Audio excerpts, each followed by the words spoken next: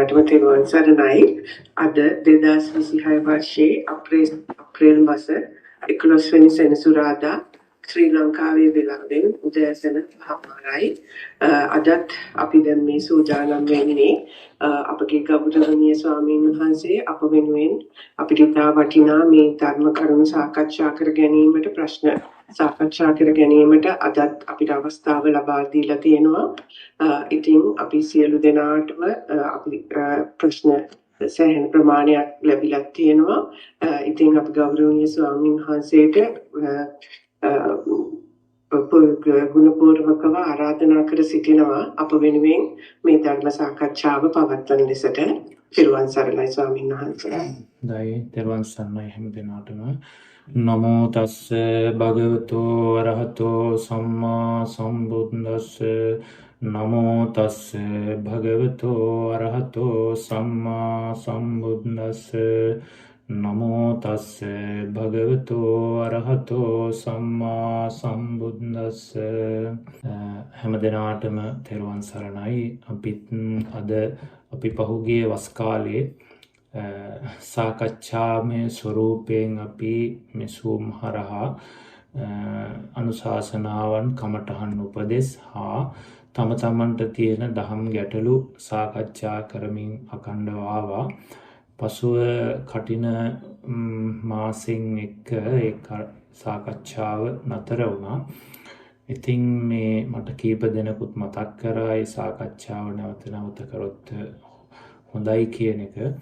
ඉතින් අපි ඉදිරියේදී සති දෙකකට වතාවක් හෝ පුළුවන් හැම අවස්ථාවකම නැති වුණොත් සති දෙකකට වතාවක් හරි කරන්න උත්සාහවත් වෙනවා.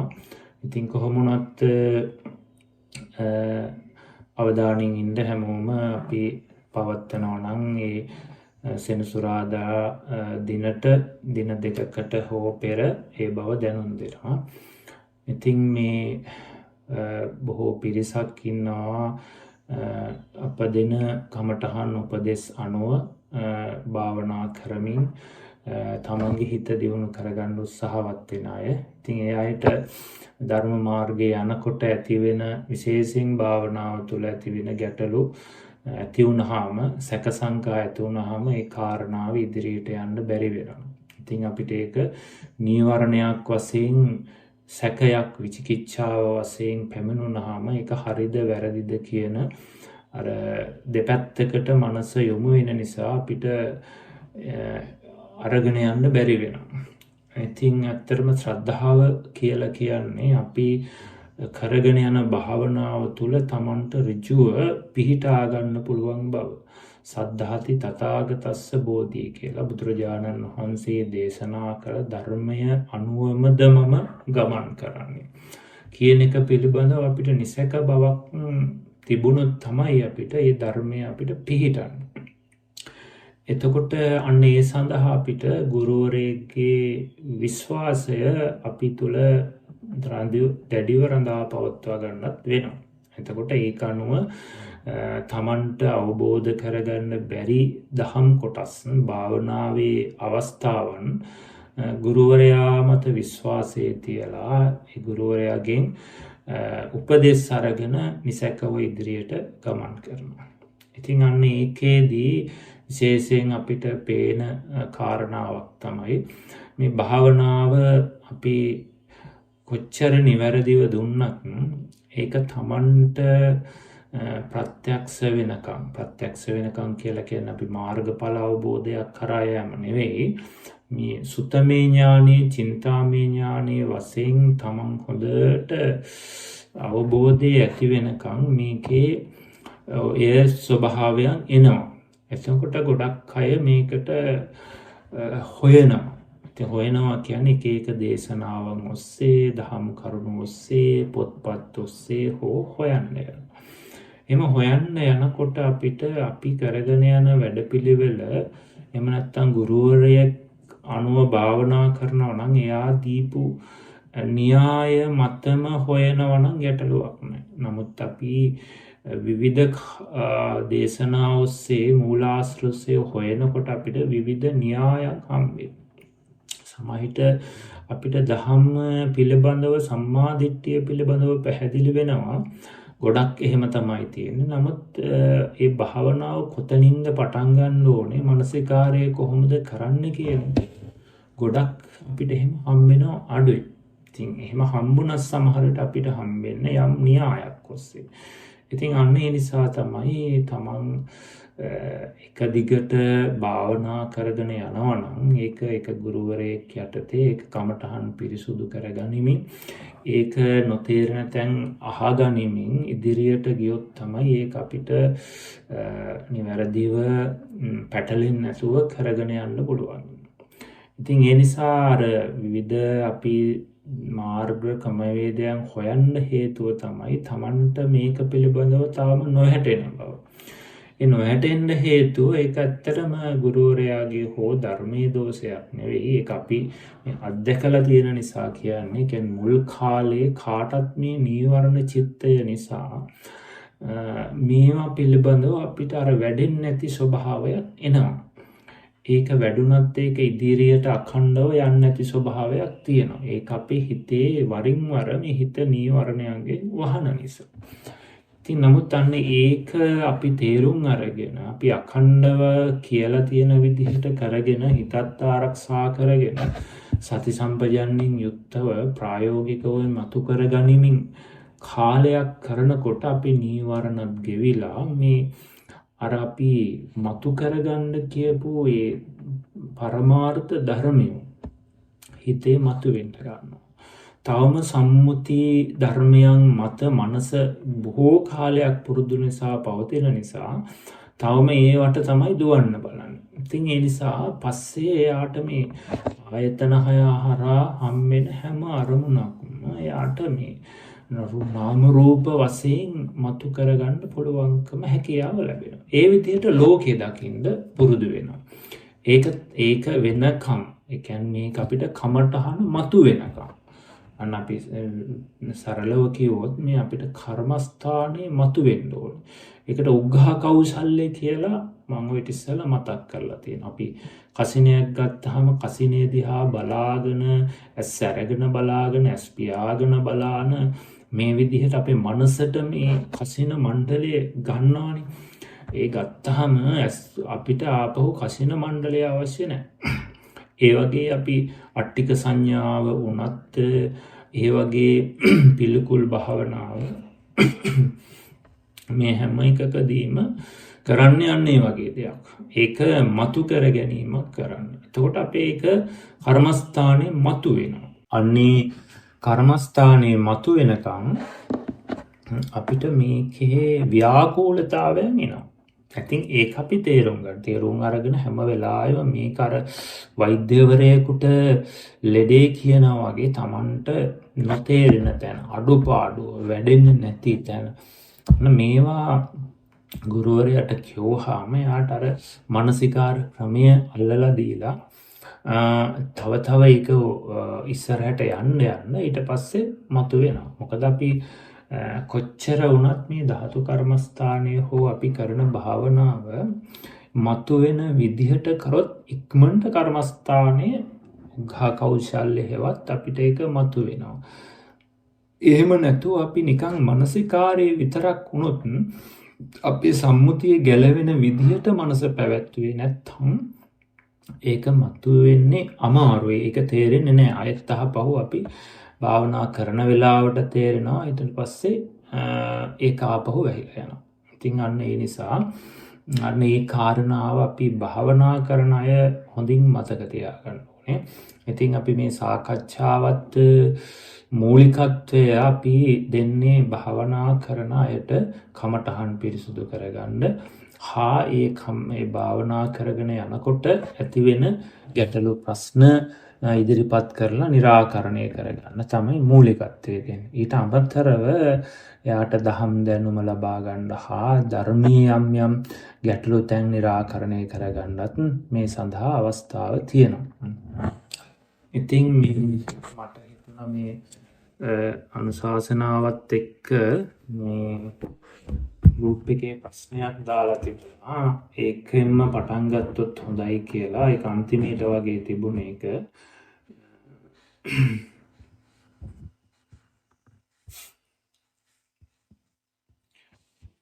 මේකේ තිබුණා මේ ස්වාමීන් වහන්සේ ඔබ වහන්සේ ලබා දුන් උපදෙස් අනුව ධාතු මනසිකාර භාවනාව සිදු කරන්නෙමි.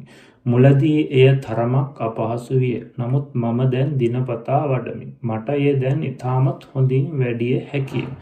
ඒ සමගම සක්මන් ඉරියව්වේදීද හොඳින් වැඩිය හැකිය. මට රූප කලාප වශයෙන්ද වැටහේ. ඉදිරි පියවර සඳහා ඔබ වහන්සේගෙන් උපදෙස් පතමි. ඔබ වහන්සේට අනන්ත අප්‍රමාණ පින් සිදු වේවා කියලා ඔය එක්තරා පද්මා මහත්මිය තමයි මේ ඇහලා තියෙන්නේ මේක ප්‍රශ්නයක් වශයෙන්. එතකොට මේ අනේකෙන් අපි මට හිතුණා මේක හැමෝටම උපකාරයක් වෙයි කියලා. එතකොට ප්‍රශ්නෙත් විසඳෙනවා. ගොඩක් අයට ඒක උපකාර වෙනවා. එතකොට අපි මේ ධාතු කර්මස්ථානයේ හැම වෙලාවෙම මූලික න්‍යාය තමයි මේ අපි සතර සතිපට්ඨානය අනුව තමයි මේ භාවනාවල් ඉදිරියට අපි අරන් යන්නේ. එතකොට සතිපට්ඨානයේ තියෙන න්‍යාය. එතකොට ඕනම කර්මස්ථානයක් ගත්තාම ඒකට සතිපට්ඨානයේ න්‍යාය තියෙනවා. එතකොට මේක කරන්නේ කොහොමද කියලා මාවත තමයි සතිපට්ඨානය තුළ අපිට පෙන්වන්නේ.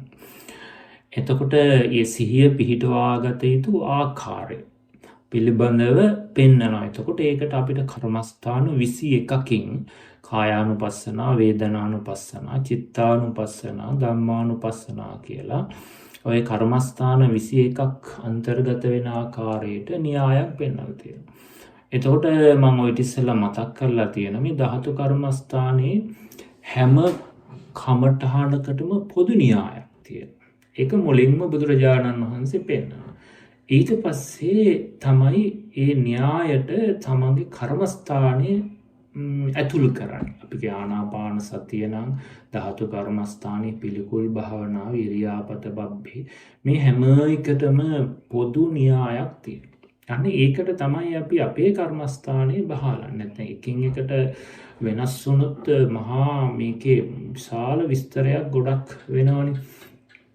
ඉතින් ඒ අනුව අපි ධාතු කර්මස්ථානයේ අපිට පෙන්නන මූලික න්‍යාය අපි මෙතන අපි ප්‍රශ්නෙට අනුගත්තොත් මුනච පරම් භික්ඛවේ භික්ඛු ඉමමේව කායං යථා ඨිතං යතහ පනිතං ධාතුසෝ පච්චවෙක්ඛති. මහණෙනි නුඹලා ඉමමේව මේ කයම පිහිටි ආකාරයෙන් තියෙන ආකාරයෙන් ධාතුසෝ ධාතු වශයෙන් බලන්නලු. මොන ධාතු වශයෙන්ද? අත්තිමස්මින් කායේ පඨවි ධාතු, ආපෝ ධාතු, තේජෝ ධාතු, වායෝ ධාතු. ඔන්න මුල් උපදේශය. එතකොට ඒ කියන්නේ ඉස්සරෝම අපි ධාතු ටික මතු කරගන්න ඕනි කියන එකනේ පළවෙනි කාරණාව. දැන් මේක අපිට කෙනෙකුට සූත්‍රය බැලුවහම එහෙම තේරුම් ගන්න බෑ ගුරුවරයෙකුගේ උපදෙස් නැතුව. නමුත් මේ පළවෙනි එකෙන් ධාතු කර්මස්ථානය ඇතුලේ කියන්නේ ඉස්සරෝම මේ ධාතු ටික මතු කරගන්න ඕනේ. තමන්ගේම ශරීරයට හිත යොමු කරගෙන සමන්ගේ ශරීරෙම පිහිටි ආකාරයෙන් තියද්දිම මේ ශරීරයේ ධාතු මතු කරගන්න කියනවා. ඊට ඉස්සරලා මේ පොදු න්‍යායක් පෙන්නනවා. මොකද්ද ඒක පොදු න්‍යාය?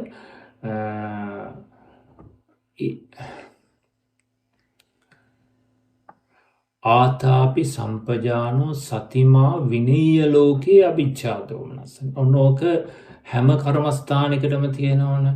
ඒකායනෝ අයම් භික්ඛවේ මග්ගෝ කියලා පටන් අරගෙන පුනච පරම් භික්ඛවේ භික්ඛු කොහොමද ඒක තියෙන්නේ? ඒකායනෝ අයම් භික්ඛවේ මග්ගෝ සත්තානං විසුද්ධියා කියලා එහෙම පටන් අරගෙන ඊට පස්සේ අපිට සතිපට්ඨානේ කතංච භික්ඛවේ භික්ඛු කායේ කායානුපස්සී විහෙරති කියලා පටන් අරගෙන ඊට පස්සේ අපි ආනාපාන සතිය නම් එහෙම නැත්තම් ධාතු කර්මස්ථානය නම් එහෙම අරගෙන ඊට පස්සේ අපිට පොදු දෙයක් කියනවා. මොකද්ද? ආතාපි සම්පජානෝ සතිමා විනීය ලෝකේ අභිජ්ජාදෝ කියලා. කෙලස් තවන වැරෑතුව නුවණින් යුක්තව සිහියෙන් යුක්තව තමන්ගේ කය නම් කයේ පිළිබඳව, වේදනාව පිළිබඳව, මේ නාම රූප ධර්මයන් පිළිබඳව ලෝභ දේශ මොහ දුරු කරමින් තමයි මේ කටයුත්ත ආරම්භ කරන්න ඕනේ කියලා. එතකොට හැම වෙලාවෙම මේකේ අපි හිත වීරිය කියන එක මතු කරගෙන, උත්සාහය මතු කරගෙනයි අපි හැම වෙලාවෙම පටන් ගන්න. ඊට පස්සේ සම්පජානෝ කියන එකෙන් අදහස් කරන්නේ නුවණ සහිතව අපි වාසය කරන්න ඕන හැම වෙලාවෙම. සම්පජානෝ නුවණින් යුක්ත. එතන නුවණ කියලා කියන්නේ මොකද්ද? මෙතන අපි ධාතු කර්මස්ථානය නම් වඩන්නේ ධාතු වශයෙන්ම අපේ හැම වෙලාවෙම ආයතන 6 හා අරමුණු ගන්න බව. ඒ කියන්නේ ධාතු සංඥාව හැම වෙලාවෙම තමන්ගේ ඇතුළත තියෙනවා නුවණක් වශයෙන්. ඒකයි මේ සම්පජානෝ කියලා කියන්නේ. සතිමා කියලා කියන්නේ ඒ සඳහාම අපි සිහිය යොමු කරමින් වාසය කරනවා. එතකොට ඒ විදිහටද තමන් වාසය කරන්නේ කියන එක පිළිබඳව හැම වෙලාවෙම අවධානයට ලක් කරමින් කටයුතු කරන්නේ සිහියෙන්. අර මම ඔය ඉස්සෙල්ලා මතක් කරේ සතිමේ පාලපාචනං කියලා. ඒ කියන්නේ මේ රැහන හා කෙවිත රතකාරකයා අස්සය කරත්තයක් හෝ එළවන කෙනාගේ රථය පාලනය කරන්නේ රැහැනෙන් හා කෙවිතෙන්. එතකොට කොයි දිශාවටද යන්න ඕනි වේගය හා ඒ සත්වයන්ගේ තියෙන මන්දගාමී බව ඒක නැති කරලා උත්සාහවත් කරලා ක්‍රියාවේ යොදවන මේ රැහැන හා කෙවිතෙන් තමයි පාලනය කරන්නේ. අන්න ඒ වගේ මේ සතිය කියන එකෙන් අර නුවණ හැම වෙලාවෙම පවත්වන්න හිත බැහැරට යනකොට ආපහු අරමුණට අරගෙන පවත්වන්න උත්සාහවත්. ඉතින් ඔන්න ඔය ටික එහෙම කරන්නේ අර අපේ ලෝභ දේශ මොහ આવොත් ඒකෙන් වළකනවා. ඒකෙන් හිත පිරිසුදු කරලා කමඨාන හිත තියෙනවා. එතකොට අපිට මොන හරි මනසට විතර්කයක් ආවොත් ඒ විතර්කයේ හිත අයින් කරලා ඒක නිරුද්ධ වෙච්ච බව පෙන්නලා දීලා කමඨාන හිත පිටවනවා. මේ කරන්නේ සතිය. එතකොට ඒ සතියෙන් ඉන්න කෙනාට නුවණ හැම වෙලාවෙම තමන් සතිපට්ඨානය නම් සතිපට්ඨානය තුල තියෙනවා.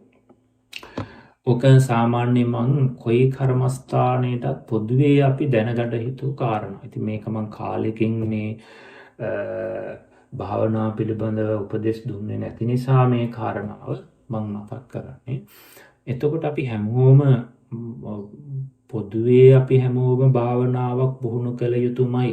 ඒක ආධුනික කෙනෙක් නම් මෛත්‍රී බුදු ගුණ ආනාපාන සතිය හෝ ඒ සමතකමටහනකින් පටන් ගන්න.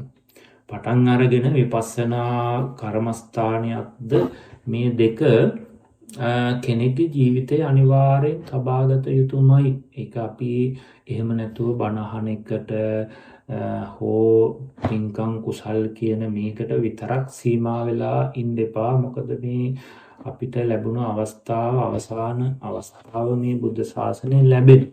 ඒ නිසා ඒක පිළිබඳව අපි හිතලා හැම වෙලාවෙම වීරිය කියන එක මතු කර අපි හිත උත්සාහවත් කරගන්න ඕනේ. ඉතින් නැත්තම් මොකද මේ සරුවත් මහරහතන් වහන්සේ දේශනා කරන්නේ කනෝවාමා උපච්චක කියලා මේ ක්ෂණ සම්පත්තිය ඉක්මවන්න එපා.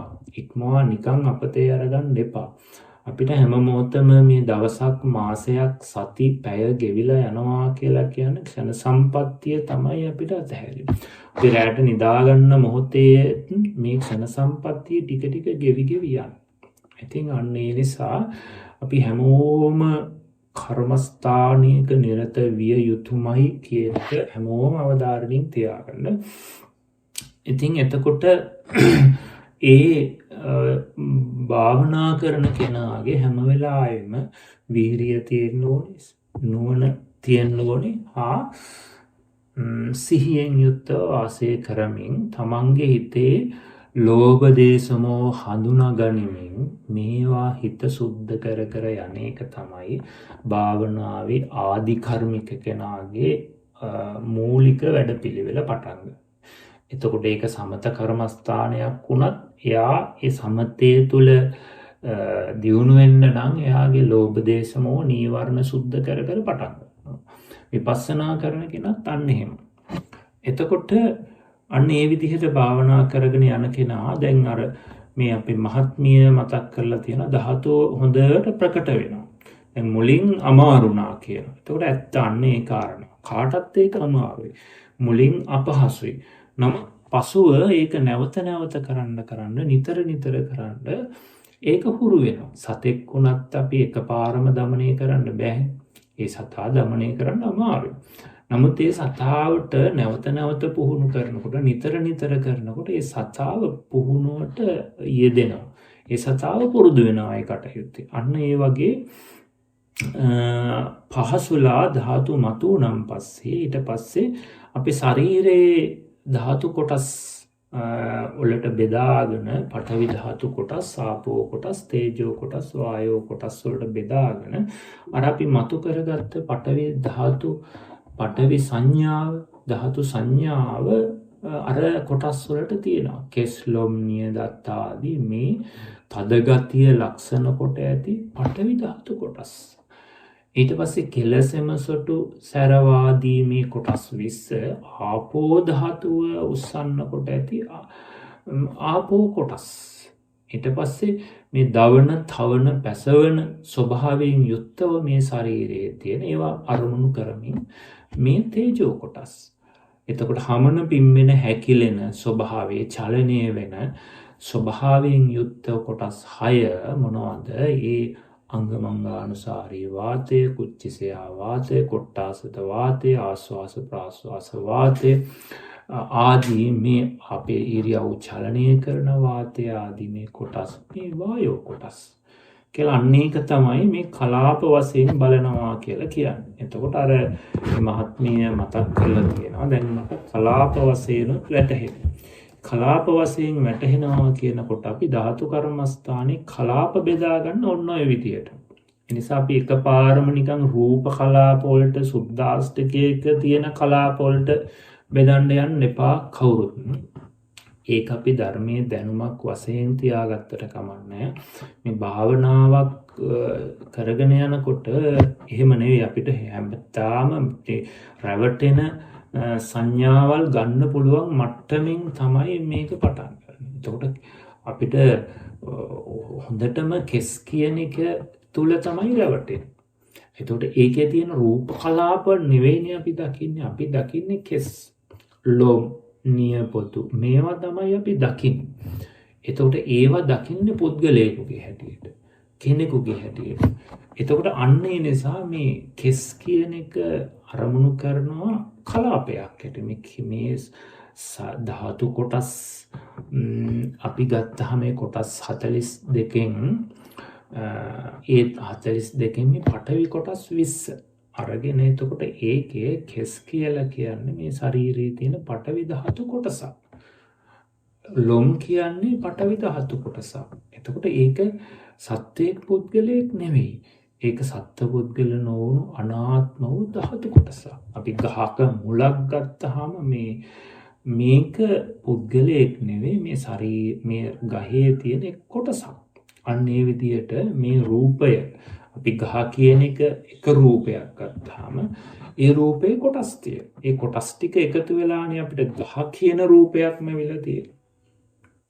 අන්න ඒ වගේ කොටස් ටික එකතු වෙලා ගහ කියන රූපයක්ම වෙලා තියෙනවා. ඒකට ගහ කියලා එක රූපයක් නෑ. කොටස් ගොඩක් එකතු වෙලා මුල්, අතු, අරටුව, එළය, මල්, ගෙඩිය ආදී මේ ඔක්කොම එකතු වෙලා තියෙන තමයි අපිට ගහ කියන රූපයක් වෙලා තියෙන්නේ.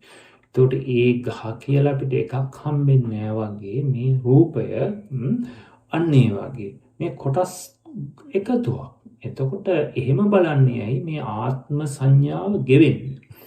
අනාත්මය හොඳට එතකොට මේ කෙනෙක් පුද්ගලයෙක් නොවන කොටස් රාශියක් කියන එක මතුවෙනවා. ඉතින් අන්න ඒ නිසා අන්න ඒ විදිහට තමයි අපි ධාතු කර්මස්ථානයේ ආරම්භ කරන්නේ අර ධාතු ටික මතු වුණාම කලාප වශයෙන්. ඊට පස්සේ මේ ඔන්න ඔය කාරණාව කරලා තියෙනවා නම් ඊට පස්සේ අපේ දෙවන පියවර ඔන්න සතිපට්ඨානයට ගියොත් හම්බෙනවා මොකද්ද? ඉති අජ්ජත්තං වා කායේ කායානුපස්සී විහෙරති බහිද්ධා වා කායේ කායානුපස්සී විහෙරති. ඊට පස්සේ යා දැන් මුලින්ම කියවනි ඉමමේව කායං යතා තිසං යතහ පණිතං කියලා පටන් ගන්න කිව්වේ තමන්ගේ කයෙන්නේ. ඒ කයෙන් බලලා ඊට පස්සේ ඒකෙන් මේ කාරණා ටික පරිපූර්ණ වුණා. තමන්ගේ කය තුලින් තමයි ඔය මේ අපි ධාතු ටික මතු කරගන්නවා. ධාතු ටික මතු කරගෙන ඊට පස්සේ ශරීරයේ කලාප කොටස් වලට බෙදලා ඒ කොටස් වලට බෙදා ගන්නවා. ඒ තුලින් මේ අපි මෙතන කෙනෙක් පුද්ගලයෙක් කියන පුද්ගල සංඥාව ගෙවමින් හොඳට වාසය කරනකොට අන්න දැන් එයාට හොඳට පේනවා මේක නුවණින් ගත්තාම සත්වයේ පුද්ගලයෙක් නොවන ධාතු කොටස් ටිකක් කියලා. හැබැයි අපිට ආශ්‍රව නිසා එදිනෙදා ආයතන පරිහරණයේදී රැවටෙනවා. ඒ தත්ත්වය නැති කරන්න බෑ. ඒක අපිට සිහියෙන් ඉන්නේ නැති හැම වෙලාවෙම මේකේ රැවටීම වෙනවා. නමුත් අපි සාමාන්‍ය මේ නුවණින් කාසය කරනකොට ඒ වගේම අපිට රැවටිලා කෙලෙසයක් එනකොට ලෝභ දේශ මොහයක් එනකොට අර ධාතු වශයෙන් තියනකොට පහසුවෙන් ගෙවීමට යනවා. ඔන්න ඔය தත්ත්වයේ කෙනෙකුට එනවා නම් එයාට ආධ්‍යාත්මිකයේ තුලින් ධාතු ටික මතුවලා තියෙනවා. දැන් එයාට ඉදිරියට පියවරක් යන්න පුළුවන්. ඉතින් ඔන්න ඔය ටික තමයි කෙනෙක් පෞද්ගලිකව කතා කරොත් මේ විමසලා එයාට පිරිසුදු කරන්නෙම. එතකොට ඊට පස්සේ දැන් මේ ටික පරිපූර්ණයි නම් දෙවනි පියවරේ අපිට තියෙන්නේ තමාගේ වගේම බාහිර අපිට හම්බෙන සත්වය පුද්ගලයෝ කියලා තමන්ගේ පවුලේ අය වෙන්න පුළුවන්. හිතවත් අය මේ ආධ්‍යාත්මික බාහිර වශයෙන් බලා හොඳට මේ ධාතු සංඥාව තියෙනවා. එතකොට බහිද්ධාව කියනකොට සත්ත්ව පුද්ගල సంతාන තුලද බාහිර අපිට හම්බෙන මේ ආයතන 6ට හම්බෙන අරමුණු තුල අන්නේ ධාතු වශයෙන්ම දියුණු කරනවා.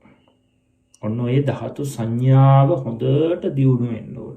හොඳට අපිට මේ ආයතන 6 හරහා ධාතු වශයෙන් දැක අර කෙලස් සුද්ධ කරන්න ඕන.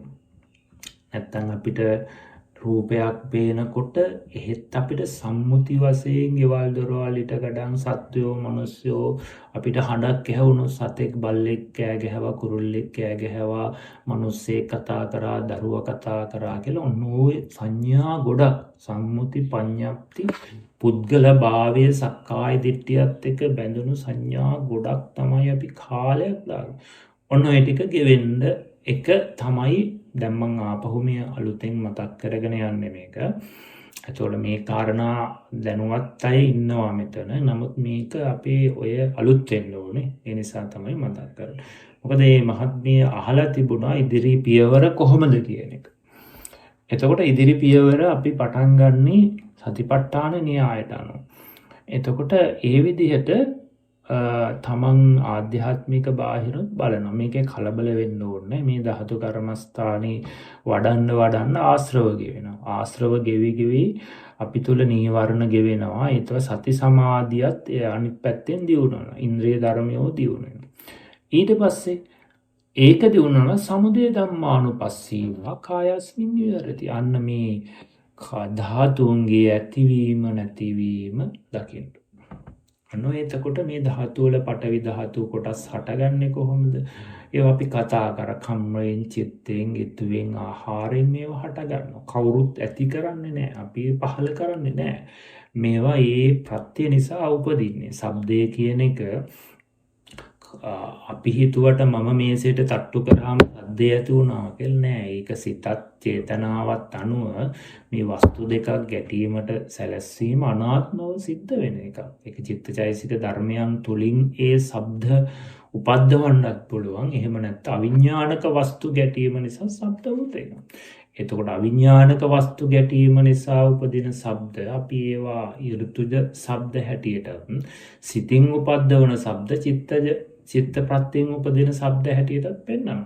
එතකොට ඒක මේ කෙනෙක් පුද්ගලයකින් තොරව මේවා හේතුඵල ධම සමුදය ධම්මානුපස්සීව මේ නිසා මේක උපදිනවා. ඒක නැති වෙනකොට නිරුද්ධ වෙනවා කියලා දකින්න. ඔන්න ඔය විදිහට ඉදිරියට අපිට යන්න තියෙන්නේ. ඉතින් මම මේක ප්‍රශ්න සාකච්ඡාවට ඉඩ අවකාශ සලසලා මේක මම හිතන්නේ ඒ ප්‍රශ්නේ කතා කරන්නේ. මේක නැවත අපි දුරාණි මහත්මිය මතක් කරන්න අවශ්‍ය නැහැ. ඉදිරි ප්‍රශ්න අපි ලැබිලා තියෙන විදිහට සාකච්ඡා කරන්න අපි ඉදිරි කටයුතු කරමු. ඉදිරි දැන් දැනට මං මේ කියපු එක පොදුවේ මං මේ කාලෙකින් අනුශාසනාවක් නොපරපු නිසා මේක ධාතු කර්මස්ථානී කිව්වට ඒක පිළිකුල් භාවනාව කරන කෙනාටත් මේ න්‍යායම අදාළයි. එතකොට එයත් පිළිකුල් කොටස් ටික මතු කරගෙන ඒ විදිහට ආධ්‍යාත්මික බාහිර වශයෙන් බලාගෙන පිළිකුල් සංඥාව මතු කරගන්න. අරයා ධාතු සංඥාව මතු කරන. එහෙම කරගෙන ගියපුවා තව ඉදිරියට ගියපු කෙනා ඒකේ නාම ධර්ම විදිහට වේදනා සංඥා සංකාර මතු කරගෙන ගියපු කෙනා ඒ විදිහට ඉදිරියට යන්න තමයි මේකේ වැඩපිළිවෙල තියෙන්නේ. හොඳයි අපිට මේකේ කරුණු කාරණාත් නොතේරුණා නම් ආපහු සාකච්ඡාවෙන් මතු කරගන්න ඉඩ අවස්ථාව සලසලා අපි මේ මතක් කරනවා තුලානි මහත්මියට අදාළ ප්‍රශ්න ගැටළු ඉදිරිපත් කරලා ඒවා ආරම්භ කරන්න කියලා. තෙරුවන් සරණයි හැමදෙනාට. තෙරුවන් සරණයි. හොඳයි ගෞරවනීය ස්වාමීන් වහන්සේ. පළවෙනි ප්‍රශ්නය ඉදිරිපත් කරලා තියෙන්නේ MA කියලා මහත්මයෙක් හෝ මහත්මියක් අවසරයි ගෞරවනීය ස්වාමීන් වහන්සේ විපස්සනා භාවනා කරන ක්‍රම දෙකක් තියෙන බව අසා ඇත. පළවෙනි එක මෙනෙහි කරන ආකාරයේ විපස්සනා ක්‍රමය, දෙවැනි ක්‍රමය නුවණින් බලන ආකාරයේ විපස්සනා ක්‍රමය. මේ ක්‍රම දෙකේ වෙනස පැහැදිලි කර දෙන මෙන් ගෞරවයෙන් ඉල්ලා සිටිමි. තෙරුවන් සරණයි ස්වාමීන් වහන්සේ. හොඳයි තෙරුවන් සරණයි. ඒක එහෙම අපිට බෙදන්න බෑ. ඒක නුවණින් බලනවා කියන එක අපි සතිපට්ඨානෙ මුලින්ම පෙන්නන්නේ. සම්පජානෝ කියන එක තමයි නුවණින් බලන එක. එතකොට ඒ නුවණ කියන එක හැම වෙලාවෙම අපි මානසිකාරය කරත් ඇතුලේ නුවණ තියෙන්න ඕනේ. අනිත් පැත්තෙන් මේ නුවණින් මානසිකාරය නොකර නුවණින්ම මනස අරන් යනවා නම් ඒක අපේ නුවණින් මානසිකාරයක් වෙනවා. එහෙම නැතුව අර අපි බලාගෙන ඉන්නවා කියන එක නිවැරදි ක්‍රමය නෙවෙයි. ඒ බලාගෙන ඉන්නවා කියන එක තුල අපි ඇතුළතින් නුවණ යන්න ඕනේ. නමුත් අපිට භාවනා ක්‍රම දෙකක් අපිට පෙළ දහම අනුව පෙන්වන්න පුළුවන්. අපිට සබ්බාසව සූත්‍රයේ පෙන්වනවනේ දස්සනීන පහතබ්බා භාවනායේ පහතබ්බා කියලා ක්‍රම දෙකක්. ඒතොර දර්ශනයෙන් පහ කළ යුතු කෙලෙස් කියනකොට ඕනනම් අපිට ඔය නුවණින් බලනවා කියන එක එකට ඇතුළත් කරගන්න පුළුවන්.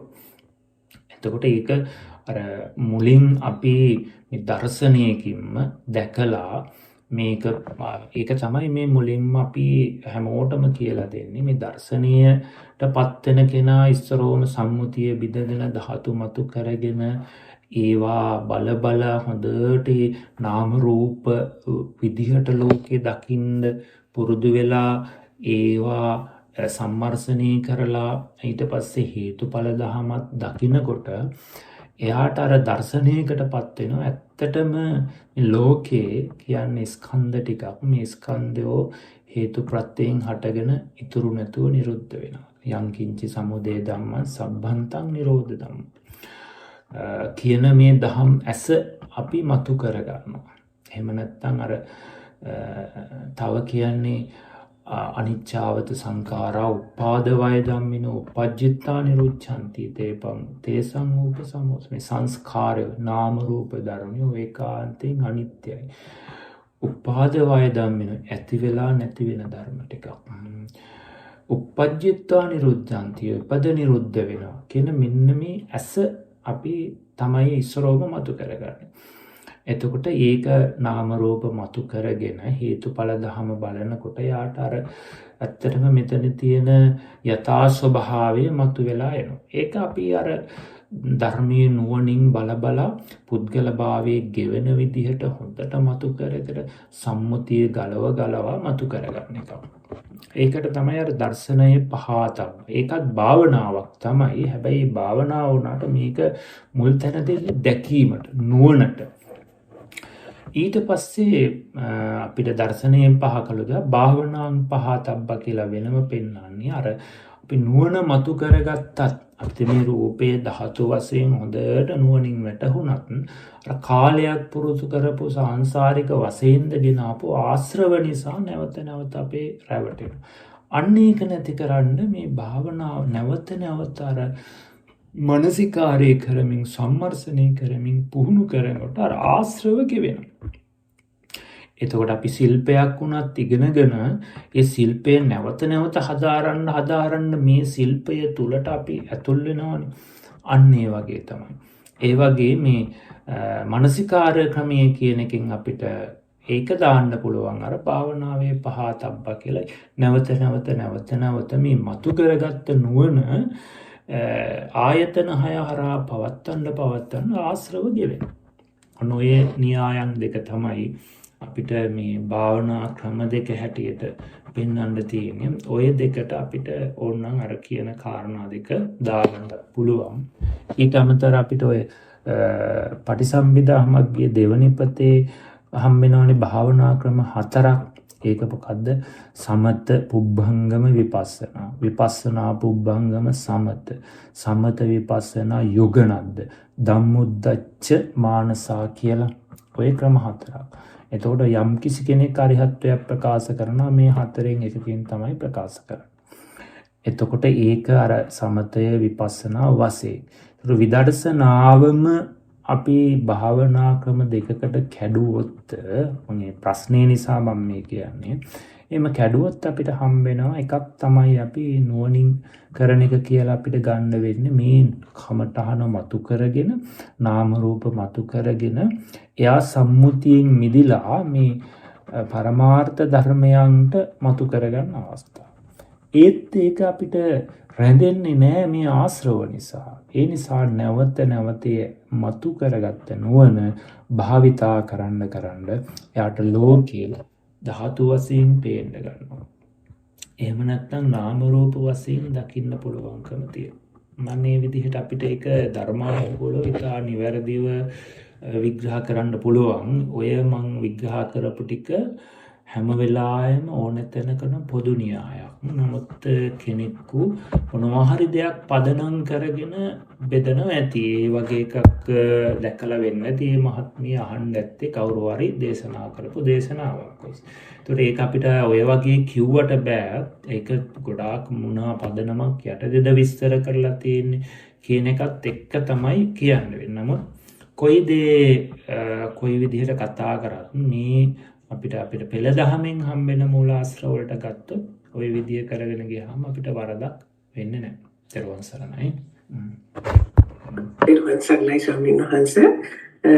ඊළඟ ප්‍රශ්නය කුලතුංග මහත්මයා ඉදිරිපත් කරලා තියෙන්නේ ගෞරවනීය ස්වාමීන් වහන්සේ දහම් ගැටළු විසඳා ගැනීමට නැවතත් අවස්ථාව ලැබීම ගැන බෙහෙවින් සතුටට පත්වන අතර ඒ ගැන ගෞරවනීය ස්වාමීන් වහන්සේට පුණ්‍යානුමෝදනා කරමි. පළවෙනි ප්‍රශ්නය යම් සත්වයේ ප්‍රතිසන්දි කර්මයේ විපාක ශක්තියට අනුව මරණය සිදුවන කාල සීමාව පෙරම තීරණය වී ඇති බව අසා ඇත්තෙමි.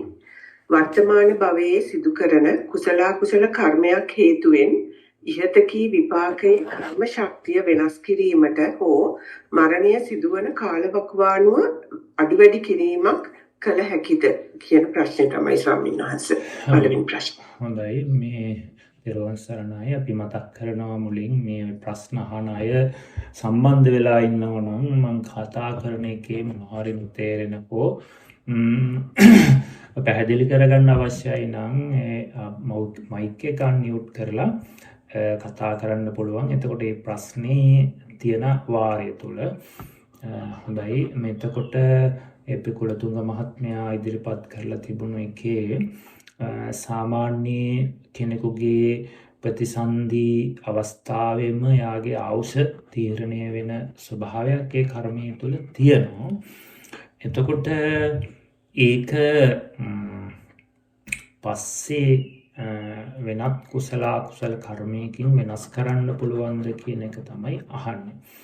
අපිට මරණාසන්න මොහොතේ ඉදිරිපත් වෙන කර්මයෙන් අපි කොච්චර කාලයක් ජීවත් වෙනවද කියන එක කර්මීය තුලේ තියෙනවා. හැබැයි තිබ්බට අපි මේකේ තව එකක් බෙදනවා ආයුක්කය කම්මක්කය කියලා කොටසක්. කෙනෙක්ගේ මරණය ආයුෂ ගෙවීමෙන් අවසන් වෙන්නත් පුළුවන්, කර්මය ගෙවීමෙන් අවසන් වෙන්නත් පුළුවන්.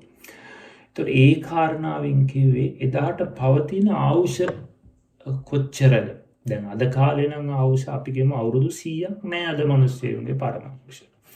අවුරුදු 80යි 70යි. හැබැයි ඊට ඉස්සරින් අවුරුදු 120 තිබුණා. එහාට ගියාම මිනිස්සුන්ගේ ආයුෂ 60000 80,000 අසංඛේය කොහොම ගියානේ මිනිස්සුන්ගේ ආයුෂ.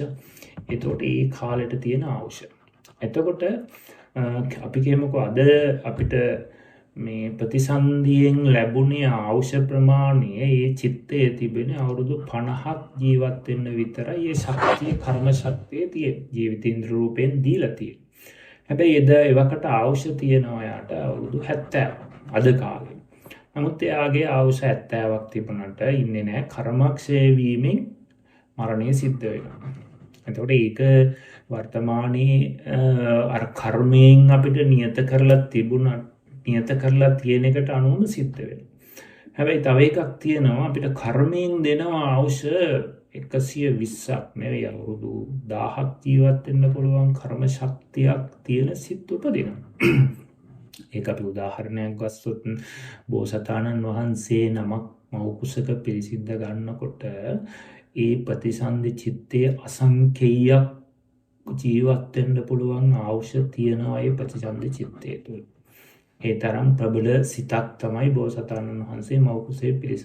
හැබැයි නමුත් ඒ වකට තියෙන්නේ දැන් අපේ බෝසතාණන් වහන්සේ ගත්තොත් ඒ වකට ආයුෂ අවුරුදු 120ක් 160ක් වගේ අසංඛේයයක් තිබුණත් ඒ කාලෙට අනුව ඒ ආයුෂ සීමා වෙනවා. ඒ අනුව කර්මය නෙවෙයි එතන බලපෑවේ එදාට තියෙන ආයුෂ. මිනිස්සුන්ට එදාට තියෙන ආයුෂ. එතකොට අන්න ඒ නිසා ප්‍රතිසන්දි කර්මය වෙනස් වෙනවා ඒකේ. එහෙම වෙන්න පුළුවන්. ඊළඟ එක තමයි අපිට මරණය සිද්ධ වෙන උපච්ඡේදක මරණය තියෙන ආයුක්කය, කම්මක්කය, උභයක්කය, උපච්ඡේදක. එතකොට මේ උපච්ඡේදක කුසල හෝ අකුසල කර්මයක් ඉදිරිපත් වෙලා අතරමැදදී වෙනස් වෙන්න පුළුවන්. ඒ කියන්නේ අපි කියමුකෝ උපඝාතක කර්මයක් වෙන්න පුළුවන් නේ. තමන්ගේ ප්‍රතිසන්දි කර්මය තිබුණා අවුරුදු 100ක් ජීවත් වෙන්න. හැබැයි අතරමැදදී තමන් වෙනත් කර්මයක් ඉදිරිපත් වෙලා අර කර්මයේ ශක්තිය නැසලා ගන්නවා. උපඝාතක කර්මයක් හැටියට. ඒක කුසල් හෝ අකුසල් වෙන්න පුළුවන්. ඒ කියන්නේ අපි කියමුකෝ කෙනෙක් කුසල තිරසං අපායේ ඉපදලා තියෙනවා නම් එයාට කුසල කර්මයක් ඉපදලා එයාගේ ජීවිතෙන් නැසලා සුගතිය උපද්දවනවා. ඒ වගේම මිනිස්සෙක් නම් එයාගේ උපඝාතක කර්මයක් හැටියට අකුසලයක් ඉදිරිපත් වෙලා ඒ අර ජීවත් වෙන්න තියෙන කර්මයේ තිබුණු එක නැසලා එයාව මරණයට පැත්තලා කොසු දුගතියට ඇදලා දාන්න පුළුවන්. එහෙම වෙච්ච අවස්ථා අපි කොච්චර තියෙනවනේ. අපි ගත්තොත් චින්චි මානවිකාව, කෝකාලික භික්ෂුව මෙයාලා ගත්තාම අර කෙලින්ම උපඝාතක කර්මයේ ඉදිරිපත් වුණා. එහෙම වෙන්න පුළුවන්. ප්‍රබල කර්මයක් ආවොත් අර ප්‍රතිසන්දියෙන් ගෙනත් දුණු කර්මය නසන්න පුළුවන් හැකියාව තියෙනවා. ඒක හැබැයි ප්‍රබල කර්මයක් වෙන්න ඕනේ. ඒකට අනුව පුළුවන්කම තියෙනවා. ඒක තමයි මම හිතන්නේ පැහැදිලි වෙන්නේ නැති කරුණු කාරණාත් එක්ක ඒක කොහොමද වෙනස් වෙන්න හැකි. හැබැයි ඒක පහසුවෙන් නිතර වෙනස් වෙන එකක් නෙවෙයි. අර වගේ දේවල් වල අපි කියපු අර චින්චිමානකාව ඊට පස්සේ දේවදත්ත කෝකාලික භික්ෂුව වගේ ගත්තම වෙනස් වුණා. ඒ වගේ සෝරේය සිටුවරයාගේ ප්‍රතිසන්දි චිත්තයෙන්ම ගෙනත් දුන්න එක වෙනස් වුණා. ඒ තිබුණු කර්මය වර්තමානයේ උපද්දවා ගත්ත එක අනුව අන්න ඒ වගේ අපිට මූලාශ්‍ර සාධක තියෙනවා එහෙම වෙනස් වෙන බව. නමුත් බහුතරයක් එහෙම වෙනවා නෙවෙයි. ඒක වෙනස් වෙන්නේ නැහැ බහුතරයක්. නමුත් ප්‍රබල කර්මයක් ඉදිරිපත් වුණොත් වෙනස් වෙන්න පුළුවන්. මම හිතන්නේ ප්‍රමාණවත් වෙන්නේ නැති තෙරුවන් සරණයි. තෙරුවන් සරණයි. සම්මුත ප්‍රශ්නයක් අහන්න පුළුවන්. මේ ප්‍රශ්නට අදාළව. ඕකේ. හොඳයි බොහොම පිං. මේ දැන් පුත්‍රජාන වහන්සේ වැඩ ඉන්න කාලේ පරමාර්ශ 120 වගේනේ. එතකොට උන්වහන්සේ ප්‍රතිසන්දියෙන් අර අසංඛේය කාලයක් ගෙන අවිලා තිනවා. ඉතින් දැන් ආනන්ද ස්වාමීන් වහන්සේට ආනන්ද මහරහතන් වහන්සේට මේ අනිත් අය ගෙන් ප්‍රශ්න වුණානේ දැන් සංගායනාවේදී ඇයි ඇහුවේ නැත්තේ උන්වහන්සේට වැඩ ඉන්න කියලා. ඉතින් එතකොට ඒ ගැන වහන්සේ ඇත්තටම ඒ කියන්නේ මම අහලා තියෙන දෙවිදියටම මේ කිව්වනම් ඉන්න පුළුවන් කියන එක ඒ උනාට වහන්සේ කියපේකෙන් තේරෙනවා. ඒත් අර කිව්වේ නැති වෙන්නේ අර ඒ වගේ ඒ කාලේ චාවිස්මසාවෙන්න නෑ එතන මේ බුදුරජාණන් වහන්සේ දේශනා කරන්නේ තථාගතයන් වහන්සේ 이르දිපාද දියුණු කරලා තියෙන නිසා ආනන්ද අවශ්‍ය නම් කල්පයක් වුණත් වැඩ ඉන්න පුළුවන් කියලා බුදුරජාණන් වහන්සේ මතක් කර සිටිනවා. එතකොට මේ කල්පය කිව්වහම එවකට තියෙන ආයු කල්පය තමයි එතන ගණන් ගන්න. උන්වහන්සේට ඕන එදා එවකට තිබුණේ අවුරුදු මිනිස්සුන්ගේ ආයුෂ 120 160 නම් අවශ්‍ය නම් මේ කාලය පුරාවට අවසන් වෙනකන් ඉන්න පුළුවන් තථාගතයන් වහන්සේට. නමුත් ඒක තථාගතයන් වහන්සේගේ කෘත්‍ය ඉවරයි. උන්වහන්සේගේ ඒක ඒ බව මතක් කරා. ඊට පස්සේ උන්වහන්සේ ආයු සංස්කාරය අත්හැරියා ආරාධනාව නොකිරීම නිසා. ඉතින් ඒකට හේතුව මාරයා විසින් කරපු බලපෑම ආනන්ද ස්වාමීන් වහන්සේට කියන එක තමයි හම්බෙන්නේ. ඉතින් ඒ නිසා කොහොමුණත් අසංකේයයක් ආවුස චිත්තයේ තිබුණට එදාට තියෙන ආයු කල්පය අනුව තීරණය වෙනවා. එතකොට තථාගතයන් වහන්සේ එතනින් මතක් කරේ කල්පයක් වුණත් වැඩ ඉන්න පුළුවන් කියලා. ඒ කල්පය බෙදනවනේ අපිට. මොන කල්පයේද එතන කිව්වේ අට කතාවේ කියන මහා කල්පය, අසංකේය කල්පය, එතකොට ආයු කල්පය කියලා. එතකොට ඒ වකට තියෙන ආවුසත් කල්පයක් හැටියට අන්තක් කල්පය ඔහොම අපිට කල්ප බෙදනවනේ. එතකොට එතනදී තථාගතයන් වහන්සේ අවශ්‍ය නම් කල්පයක් වුණත් වැඩ ඉන්න පුළුවන් කිව්වේ. එදාට මිනිස්සුන්ගේ තියෙන ආවුස ඒකත් කල්පය ආයු කල්පය කියලා පෙන්නනවා. ඒකට නමුත් ඒක එහෙම හිතියේ නෑ. හේතුව ආරාධනාව නැති නිසා තථාගතයන් වහන්සේගේ කෘත්‍යයත් අවසන් නිසා. එහෙමයි සානසව. තව එක ප්‍රශ්නයක් මේ දැන් මට කොහෙන්ද ඇහිලා තියෙනවා උන්වහන්සේ බැලුවේ අනිත් මේ බුදුරජාණන් වහන්සේලාත් ඒ වගේ එහෙම මේ වැඩ ඉන්නේ නැහැ කියලා එහෙමත් එකක් තිබුණා වගේ මතකයි. ඒක මේ මෙතන ඒක එහෙම සඳහන් වෙන්නේ නැහැ නේද? එතන කියන්නේ අවශ්‍ය නම් තථාගතයන් බුදුරජාණන් වහන්සේටම මේ සිද්ධිය වෙනවා කියලා එකක් වගේ තියෙනව නේද? ඔව් සමහර විට ඔව් එහෙම ගොඩක් විට හැම බුදුරජාණන් වහන්සේටම මාරයා විසින් ඇවිල්ලා ආරාධනා කරන්නේ නැහැ. මොකද මේ මාරයාගේ බලපෑම මාළයාට ලං වෙන්න බැරි බුදුරජාණන් වහන්සේලා වැඩ හිටියා. නමුත් අපි තථාගතයන් වහන්සේගේ අර අවසාන මොහොතේ අර සිදුවුණු හිතේ දුර්වලකම නිසා තමයි මාරයා ඇවිල්ලා එහෙම බලපෑම් කරන්න හරි පෙළඹුණා කියලා.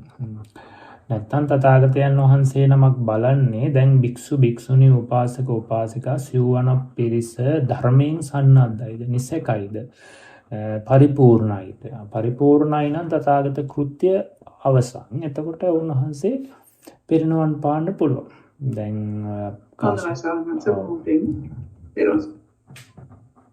තෙරුවන් සරණයි ස්වාමීන් වහන්සේ. ඔව් තෙරුවන් සරණයි. මේ ප්‍රශ්නෙට මදාලව පොඩි දෙයක් අහගෙන දැන් මේම ස්වාමීන් වහන්සේ දැන් අපි මේ කරන කුසල් අපි විශේෂ කුසල පැත්ත ගැන හිතන්නේ කුසල් කර්ම වලින් අර මේ මරණාසන්න අවස්ථාවේදී පේන රූප ඊළඟ භවයට බලපානවා කියලා කියන ප්‍රතිසන්දිය ගන්නකොට එතකොට මේ කර්ම හින්දා ඒ රූප අපිට රූප වල වෙනසක් පේනවා කියලා මට දැනගන්න ඕනකම තියෙනවා. නැත්නම් මේ කරන කුසල කර්ම වල තේරුම මොකක්ද කියන එක අදහස මත වෙන හින්දා මේ මහන්නේ හේතුව ඒවා වෙනස් වෙනවද මරණාසන්න මොහොතේ පේන හිතට දකින ඒවා කර්ම හින්දා වෙනස් වෙනවද? ඒකයි ප්‍රශ්නේ. හිතට දකින අපි කියමු මරණාසන්න මොහොතේ අපිට පින්කමක් වශයෙන් කරපු එකක් මතක් වෙනවා. එහෙම නැත්නම් දානයක් දීප එකක් රුවන්වැලි සෑයට කරපු පින්කමක් මතක් වෙනවා. එතකොට ඒක වෙනස් වෙනවද කියලා දැහුවේ. අන්න හරි දැන් කරන ඒ කුසල කර්ම වල ප්‍රයෝජනේ මරණාසන්න මොහොතේ පිහිට වෙනවද කියන එක. ඔව් අනිවාර්යෙන් ඒක පිහිට වෙනවා. අපි ඒක සිහි වෙනවා කියලා කියන්නේ මරණාසන්න මොහොතේ අර කර්මය හෝ කර්ම නිමිත්ත හෝ සිහි වුණත් ඒ සියල්ල කර්මය හා සම්බන්ධ වෙනවා. එතකොට අපිට සිහි වුණේ මේ මම පූජා කරපු සිවුරක් තමයි මතක් වුණේ. සිවුර මතක් වීම ඇතුලේ අනිවාර්යෙන් යාට ඒකට අදාළව Tamanට කර්මය සම්බන්ධ වෙලා ප්‍රතිසන්දිය ගෙනත් වෙනවා. එතකොට ඔව් එහෙම තමයි වෙන්නේ.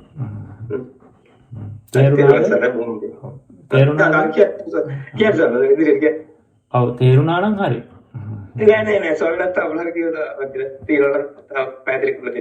ඔව්නේ කියන්නේ මේ අපිට මේ මරණාසන්න මොහොතේ අපේ හිතේ දුර්වලකම් නිසා පෙර අපි හොඳට කර්මයේ පිළිබඳව කරපු කුසල් අකුසල් පිළිබඳව හොඳට සිහි කරලා නැවත සිහි කරගෙන බලවත් කරගෙන එහෙම තිබුණොත් එයාට ඒක හොඳට මරණාසන්න මොහොතේ ප්‍රබලව එනවා.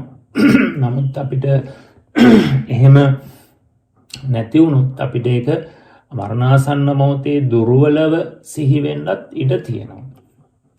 ඒ නිසා තමයි අපි පුළුවන් අවස්ථාවල හැකි හැම අවස්ථාවෙම නැවත කරපු කුසල් සිහිපත් කරගනිමින් ඒක අර බලවත් කුසල කර්මයක් ඇටියට අපි සිත් තුළ තැන්පත් කරගත්තාම ඒක අර මරණාසන්න මොහොතේට පහසුවෙන් සිහි කරගන්න පුළුවන්කම තියෙනවා.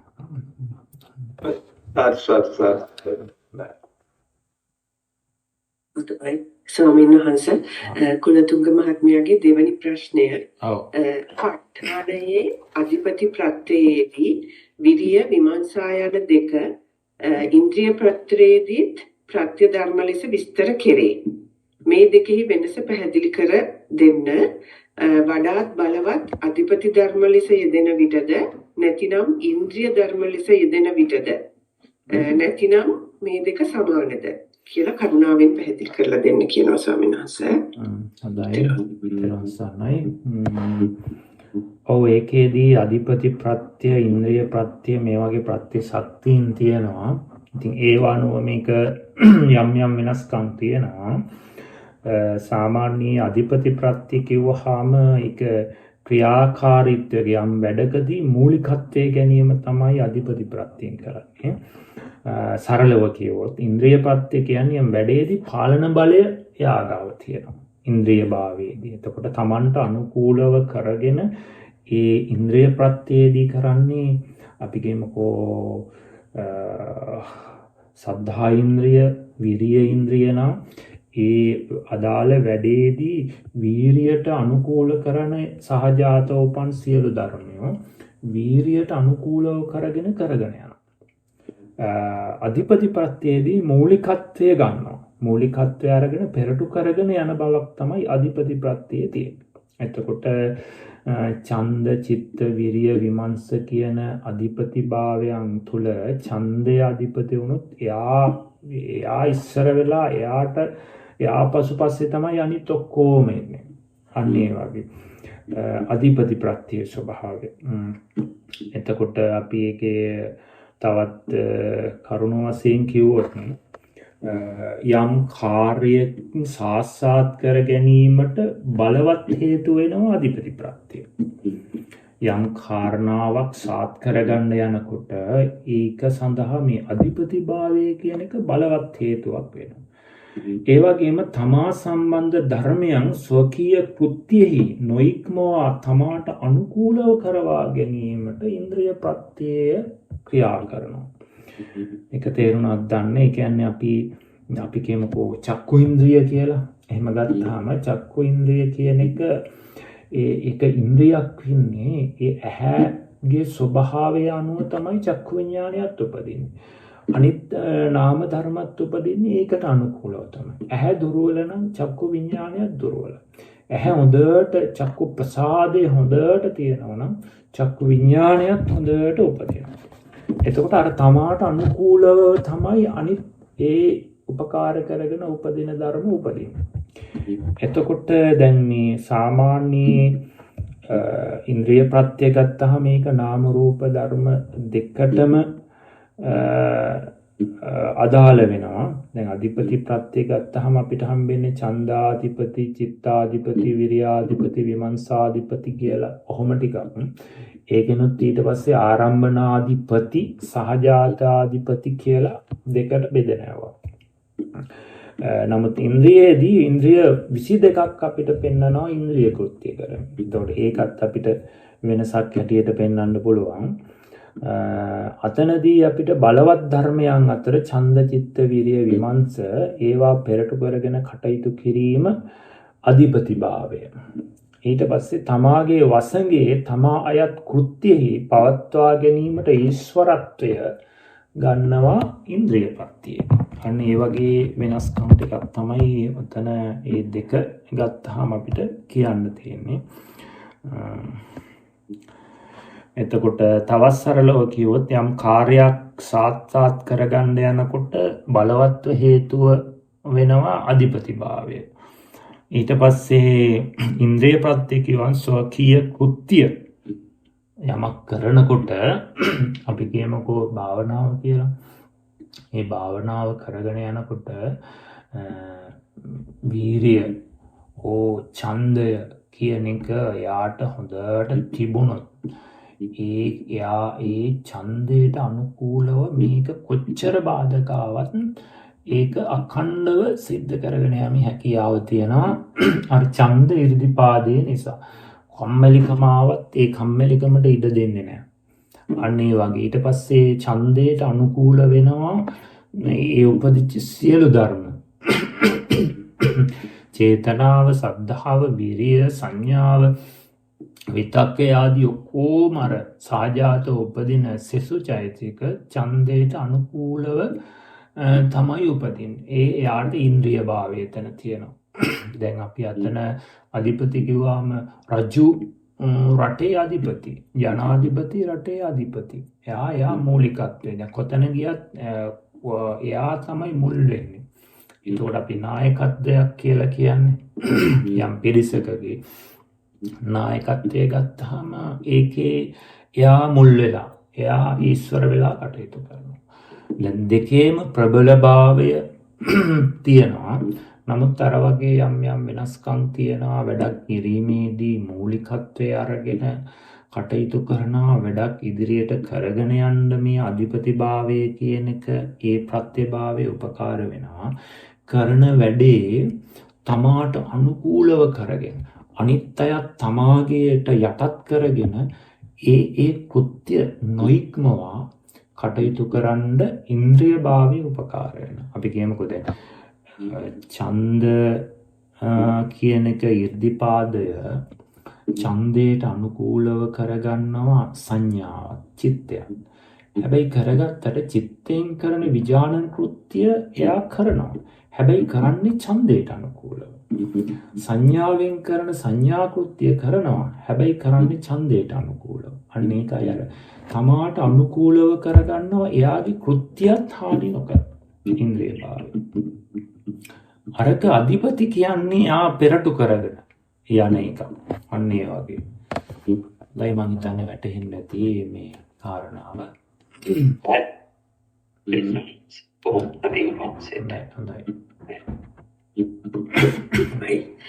ඊළඟ ප්‍රශ්නය ස්වාමීන් වහන්සේ එහෙම කුලතුක මහත්මයාගේ චිත්ත වීති පිළිබඳ දැනුමක් නොමැති කෙනෙකුට මාර්ගඵල නිවන් අවබෝධ කළ නොහැකි කියන ප්‍රකාශයක් එක්තරා ධර්ම දේශනාවක අසන්නට ලැබුණි. මෙය ධර්මානුකූලව නිවැරදි නැතයි සිතේ. කරුණාකර මෙහි සත්‍ය අසත්‍ය බව පැහැදිලි කර දෙන්න කියලා ඉල්ලා සිටිනවා ස්වාමීන් වහන්සේ. තිරුවන් සරණයි. තිරුවන් සරණයි. ඒක එහෙම න්‍යායක් නෑ. චිත්ත වීති පිළිබඳව දැනගෙන ඉන්න කෙනාට ඒක එයාට පහසුවක් වෙන්න පුළුවන්. නමුත් මේ අපිට මූලාශ්‍ර පෙළ දහම ඊට පස්සේ අපිට ත්‍රිපිටකයේ ගත්තාම ඒ කවදාවත් මේ චිත්ත වීති වලින් කමටහන් පෙන්නලා නැහැ. එකදු කමටහනක්වත්. එතකොට අපි සතිපට්ඨානය ගත්තාම ඒක ගත්තත් නොය කොතනකවත් මේ චිත්ත වීති වලින් කමටහන් පෙන්වන්න බෑ. එහෙම කෙලස් නැති කරන්න බෑ. නමුත් ඒක තමයි අනාත්ම සංඥාව මතු කරගන්න සිත වැඩ කරන්නේ මෙහෙමයි කියලා දැනගත්තාම සිත පිළිබඳව අවබෝධය එනවා. චෛතසික පිළිබඳව අවබෝධය වැඩි වෙනවා. ඒක අර අපි කරගෙන යන කමටහනට රුකුලක් උපකාරයක් වෙනවා. නමුත් චිත්ත වීති දන්නේ නැත්නම් එයාට මේ නිවන් දකින්න බෑ මාර්ගඵල උපද්දවා ගන්න බෑ කියනවනම් ඒ කතාව සම්පූර්ණ වැරදි. නමුත් ඒක දැනුම තියෙන කෙනාට ඒ ගමන් මාර්ගයේ පහසු වෙනවා. මොකද මේ කවදාවත් අපිට මේ චිත්ත වීති කියන ඒවා අරමුණු කරන්න අල්ලන්න පුළුවන් කමක් නැහැ. චිත්ත වීති නෙවෙයි අපිට අරමුණු වෙලා කෙලෙස් ඇති වෙන්නේ. අපිට හම්බෙන්නේ සාමාන්‍ය සන්තතියක් වශයෙන්.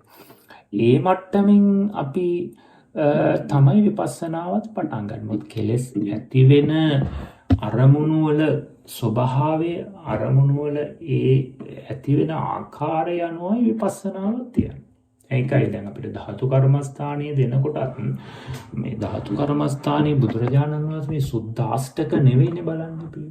මේ ශරීරයේ කෙස් ලොම් නිය දත් ආදී පටවි කොටස් 20ක් තියෙනවා. ආපෝ කොටස් 12ක් තියෙනවා. කිව්වා මිසක් මේ ශරීරයේ රූප කලාප මෙච්චරක් තියෙනවා. මේකේ වර්ණ කලාප මෙච්චරක් තියෙනවා. ආපෝ මේ ශබ්ද කලාප මෙච්චරක් තියෙනවා. ගන්ධ කලාප එහෙම බලන්න කිව්වේ නෑ. එහෙම බලන්නත් බෑ. එහෙම අවශ්‍යත් නෑ. මොකද ඒ හිතට පහසුවෙන් කෙලෙස් ගැලවෙන විදිය හා කෙලෙස් ඇති වෙන්නේ මොන අරමුණු ස්වභාවය ඇහැට පේන ස්වභාවය අනුව තමයි කමටහන් දෙන්නේ. හිතන්නේ පැහැදිලි වෙන්න ඇති. දරුවන් සරණයි. පැහැදිලි මම තේරුම් ගන්න තුනේ විදියට තමයි ඒකට ප්‍රශ්න පැහැදිලි කරගන්න අවශ්‍ය. බොහොම තික්වාන්සිට. දරුවන් සරණයි. හොඳයි සම්මාස ඊළඟ ප්‍රශ්නය ස්වර්ණ පෙරේරා මහත්මියගේ ප්‍රශ්නය. අවසරයි ගරු ස්වාමීන් වහන්සේ රූපය වේදනාව සංඥාවාදී ධර්ම 11 ආකාරයෙන් සම්මර්ෂණය කරන අවස්ථාවේ අතීත වශයෙන් බලන විට අනිත් සියලුම ආකාරات එකවර සම්මර්ෂණය වෙනවා වගේ පෙනෙනවා. එය නිවැරදිද කියලා අහනවා ස්වාමීන් වහන්සේ. ඒකටම අහනවා මෙතනදී ස්වාමීන් වහන්සේ අනිච්චතා යන්න සුකුම රූපයක් කියන ගණයට යන්නේ ඇයි කියා අපහැදිලි කරුණාවෙන් පහදා දෙන්න කියලා ඉල්ලා සිටිනවා ස්වාමීන් වහන්සේ. අවසරයි. ඔව් ඒක අර සම්මර්ෂණය 11 ආකාරයේ සම්මර්ෂණය කරනකොට මේ ඔක්කොම සම්මර්ෂණය වෙනවා කියන වැටහීම එන්න ඕනේ යම් නුවණක් එක්ක. කියන්නේ අපි කියමුකෝ ආධ්‍යාත්මික වශයෙන් බලන අජ්ජත්තාවා බහිද්ධාවා ඕලාරිකං වා සුකුමං වා හීනං වා පනීතං වා ඔය විදිහටනේ බලන්නේ. එතකොට අතීත අනාගත වර්තමාන මේ විදිහට බලන්න. එතකොට ඒක ප්‍රධාන වෙන්න ඕනේ අතීත අනාගත වර්තමාන කියන කොටස් ටිකයි ආධ්‍යාත්මික බාහිර කියන ඔන්න ඔය කොටස් ටික තමයි අපිට ගොඩක් විට මේ ආශ්‍රව කෙලෙස් දැසගෙන තියෙන්නේ. ඊට අමතරව අර සුකුම රූප ඕලාරික රූප මේ වගේත් අපේ ආශ්‍රව ගෙවා ගන්න ඕනේ. නමුත් ඒකේදී අර ඔක්කොම එක වගේ කියලා වැටහෙන්න ඕනේ ක්‍රමේ තමයි අපි ආභිනව ආධ්‍යාත්මිකයේ බලනකොට බලනකොට ඒවා සත්පුද්ගලන වුණු අනාත්ම ධර්ම හැටියට හොඳට මේ ආධ්‍යාත්මිකයේ තේරුණාම බාහිරයටත් ඒක තියෙනවා. එතකොට බාහිරේ තියෙන්නේ මේකම නේද කියන එක යාට වැටහෙනවා. එතකොට අතීතයේ හටගත්තෙත් මේවම නේද? වර්තමානයේ දැන් උපදින්නෙත් මේකනේ. අනාගතයේ උපදිනවා නම් උපදින්නෙත් මෙහෙම ටිකක් නේද? දැන් මේ ධාතු ටික රූප ලෝකේ ඉපදුනත් අරූප ලෝකේ ඉපදුනත් මෙහෙම ටිකක් නේද? සුකුමයේ ඉපදුනත් ඕලාරික ඉපදුනත් ධාතුවමයි නේද කියලා. අන්න ඒ වගේ එකත්වයකින් හම්බෙන්න පුළුවන් ඔය විදියට මේ අපිට මේකේ නානත්වයක් තිබුණට මේ හැම එකකම ස්වභාවය අනිත්‍ය දුක්ඛ අනාත්ම වශයෙන් එකම දෙයක් ඇටියට. අනාත්ම බව කෝකේ බැලුවත් අනාත්ම බවයි. කෝක බැලුවත් අනිත්‍යයි. කියලා එතකොට අර එකක් ආධ්‍යාත්මික ශරීරයේ බලලා ඇති කරගත්ත නුවණ අපිට පැතිරිලා යන්න පුළුවන් මේ වගේ නේද කොතන ඉපදුනත් රූප අතීතයේ ඉපදුනෙත් මෙහෙම නේද කියන ඔන්න ඔය නුවණත් එක්ක අපිට හිතෙනවා නම් මේ ඔක්කොම මේ එක වගේ එකට සම්මර්ෂණය වෙනවා වගේ තේරෙනවා කියන එක ඔන්න ඔය එකත් එක්ක එනවා නම් හරියි.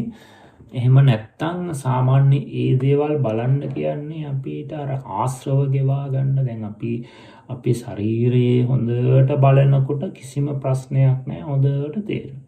හැබැයි අපි එදිනෙදා කටයුත්තේදී මොන හරි දෙයක් එකපාරම ප්‍රබල දෙයක් මතක් වෙච්ච ගමන් රැවටෙනවා. ඒතර අතීතේ ධර්මය පිළිබඳව අපි රැවටෙන්න පුළුවන්. එනිසා ඒ අතීත ධර්ම හොඳට සම්මර්ෂණය කර ඒ ආශ්‍රව ගෙවන එක තමයි එතන කරන්නේ. ඒවා අපි මේ දැන් අතීතයේ නිරුද්ධ වෙලා කියලා නොදන්නාකම නෙවෙයි. අතීතයේ තිබෙන ධාතු කියලා නොදන්නාකම නෙවෙයි. නමුත් මෙතන අපි අර ආශ්‍රව කියන එක බලවත් වුණාම මේ ප්‍රඥාවට ඉස්සරලා ආශ්‍රවය මතුවෙන්න පුළුවන්. ඒ නිසා තමයි අර ආශ්‍රව ගෙවුනහම යාට ඒක දැනගත්තත් ඒ වච්චර ප්‍රබල වෙන්නේ නැහැ. ඒවා ඇතුළත ගෙවිලා බලපෑම අඩුයි. ඒ හින්දා තමයි ඒවා වෙන වෙනම සම්මර්ෂණය කරන්න ගැන ආශ්‍රව ගෙවන්න මිසක් නැත්තම් ඒවා පිළිබඳව දැන් වර්තමානික නම් ධාතු කියලා හොඳට තේරෙනවා. නමුත් අතීතයක පිළිබඳව ධාතු කියලා අය වෙනම ධාතුන් මතු කරගෙන එහෙම කරන්න අවශ්‍ය නැහැ. යථාභූත ඥානය එකයි. අපි ඒ ගත්තු ඥානය තිය ආශ්‍රව තමයි අර 11 ආකාරයේ බල ගෙවන්නේ. ඒකෙනුත් අපිට ආධ්‍යාත්මික බාහිර අතීත අනාගත වර්තමාන කියන මේ ටිකෙන් ගොඩාක් ආශ්‍රව ගෙවෙනවා. ඊට අමතරව සමහර අය මේවා 11 ආකාරයෙන්ම වෙන වෙනම සම්මර්ෂණය කරනවා ඉන්නවා. නමුත් එයාට අන්න අර විදිහට ඥානයක් එනවා මේ කොතන තියෙන්නේ මෙහෙම දෙයක් නේද මේ දේවල් නේද කියලා අර හැකිලිච්ච නුවණක් එනවා මේ අර ආකාරයෙන්. එතකොට ඒකේදී යාට වැටහෙනවා මේ ඇත්තටම මේ එකක් බලනකොට අනිත් ඒවා පිළිබඳවත් මේ හැඟීම ඥානෙ එනවා නේද කියන අදහස එන්නේ ඔන්න ඔය විදිහට එන්න ඕනේ. මිසක් නැත්තම් අර මේ ඉබේ වෙනවා කියන එක නෙවෙයි ඥානයක් වශයෙන් යාට අර අන්නේ ඥානය කියන්නේ අන්නේ විදිහට තමයි එන්නේ.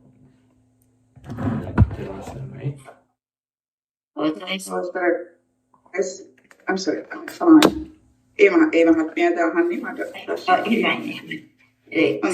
ස්වාමීන් වහන්සේ දැන් එතනදී මට වැටහෙන්නේ දැන් අධ්‍යාත්මය ගැන බලනකොට නාම රූප වශයෙන් අපි ආසාව ප්‍රසාර කිරීම තමයි ශ්‍රේවීම ඒ කතා කිරීම මේ වගේ දේවල් හැම වෙලෙම සිද්ධ වෙනකොට නාම රූප වශයෙන් මේක අනිත්‍ය වෙන බවක් මොනේ තියෙන්නේ නිත්‍ය බවක් නැහැ. ඉතින් මේ විදිහටම බාහිරයි අතීතයයි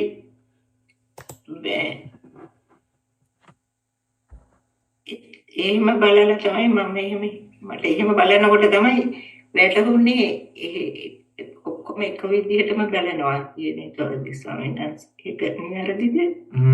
ආපහු චුට්ටමඩ පැහැදිලි කරන්න. අර මේ සිග්නල් පොඩ්ඩක් ඩ්‍රොප් වුණා. එහෙනම් දැන් අපි අධ්‍යාත්මික වශයෙන් බලනකොට දැන් ප්‍රාශ්වාස කිරීම කතා කිරීම තමයි ඇසුරීම ඒක අපි හැම දිනකටම පොදු දේවල් නේ හැම අවස්ථාවකදීම නාම රූප වශයෙන් අනිත්‍ය වෙනවමනේ. මේ රූප ධර්මයි නාම ධර්මයි ඔක්කොම. ඒකවල අධ්‍යාත්මයේ මේ විදිහ නම් බාහිරයි අතීත කොයි විදිහට ගත්තත් ඒ වගේම සිද්ධියක් නේ සිද්ධ වෙන්නේ හැමතැනම කියන එක. හරි ඒ විදිහට බලලා තමයි මම අර වගේ හිතුනේ. හරි ඒක තමයි කියන්නේ. එහෙම ප්‍රශ්නයක් නැහැ. එතකොට අතීතයේ තියෙන්නේ මෙහෙම දෙයක් නේද කියලා හැබැයි ඒක ටිකක් බලන්න ඕනේ. එතකොට තමයි අර ඥානය අපිට බලවත් වෙන්නේ එතකොට. ඒක හිතට පෙන්න බලන්න. එතකොට අර ඒක තව තවත් බලවත් වෙනවා. අමුතුවෙන් දැන් අතීත ධර්මයේ වෙනම අරගෙන මතු කරගන්න ඕනේ. මේ නුවණම තිය මේ සම්මර්ෂණය කරාම පහසුවෙන් මේ කරුණ මතුවෙනවා. එතකොට සයන්ස් දැන් අපිට දැන් සමහරලාට අතීත දේවල් සිහියට එනවනේ සිහියට මනසට එන ඒ වගේ වෙලාවල් වලටත් අපිට ඔය ටික මතු කරගන්න පුළුවන් නේද ස්වාමීන් වහන්සේ? ඒක අපිට රැවටෙනවනේ ඒ අතීත අරමුණ අහලේ තියෙනවා මේ තියෙන ඇත්ත කියලා. එතකොට ඒ වෙලාවටත් මේ කාරණාව මතු කරගන්න පුළුවන් නේද? පුළුවන්. අන්න එහෙම තමයි කරන්නේ. එතකොට තියනවා කියන ආශ්‍රවයනියන්නේ හිතට වැටහෙන ස්වභාවයන්නේ. ඇත්තටම ඇත්ත පෙන්නනවා. එතකොට නෑ ඇත්තටම මෙතන නිරුද්ධ වෙච්ච දෙයක් ඇති බවට හිතට වැටහෙනවා. ඇයි අපි හැමදාම බැලුවේ මේ විදිහට? ඒ නිසා කියලා අන්නා එහෙම හරියට සම්මාදිට්ඨිය හිත පිහිටවන්න. අධ්‍යාත්මය ගැන තමයි ගොඩක්ම බලන්න ඕනේ ස්වාමීන් වහන්සේ නේද? ඒකට ගල්පලා අනිත්‍යව බලන්න පුළුවන්. තමයි ස්වාමීන් වහන්සේ. ඔව් තෙරුවන් සරණයි. ඒ මහත්මිය කියපු දෙයටම දෙයක් මටත් ප්‍රශ්නයක් තියෙනවා ස්වාමීන් වහන්සේ. මමත් අර ඒ විදිහට බලලා තිබුණත් ක්ෂණිකවම දෙයකට එකතු වෙන එක රැවටෙන එක මේ මොහොතේ වෙනවා. හැබැයි ටික වෙලාවක් ඒ කියන්නේ චුට්ට වෙලාවක් ගිහිල්ලා ඒකට අර ඒ කියන්නේ මම නැවත එතෙන්ට හිත තිබ්බොත් මම ඒ රැවටෙන්නේ මිදෙනවා. ඒ කියන්නේ ස්වාමීන් වහන්සේ ආශ්‍රවේ බලවත් කියන එකද මම මේ මුලින් ඉඳන් බලපු ටිකේ මොකක් හරි අඩුපාඩුවක්ද? නෑ එතනදී අපේ සතිය තවම ප්‍රබල නැති හින්දා වෙන්නේ. ඔය දෙකම එකට තියෙන්නේ. සතිය දුර්වල වුණාම ආශ්‍රවේ බලවත් වෙනවා.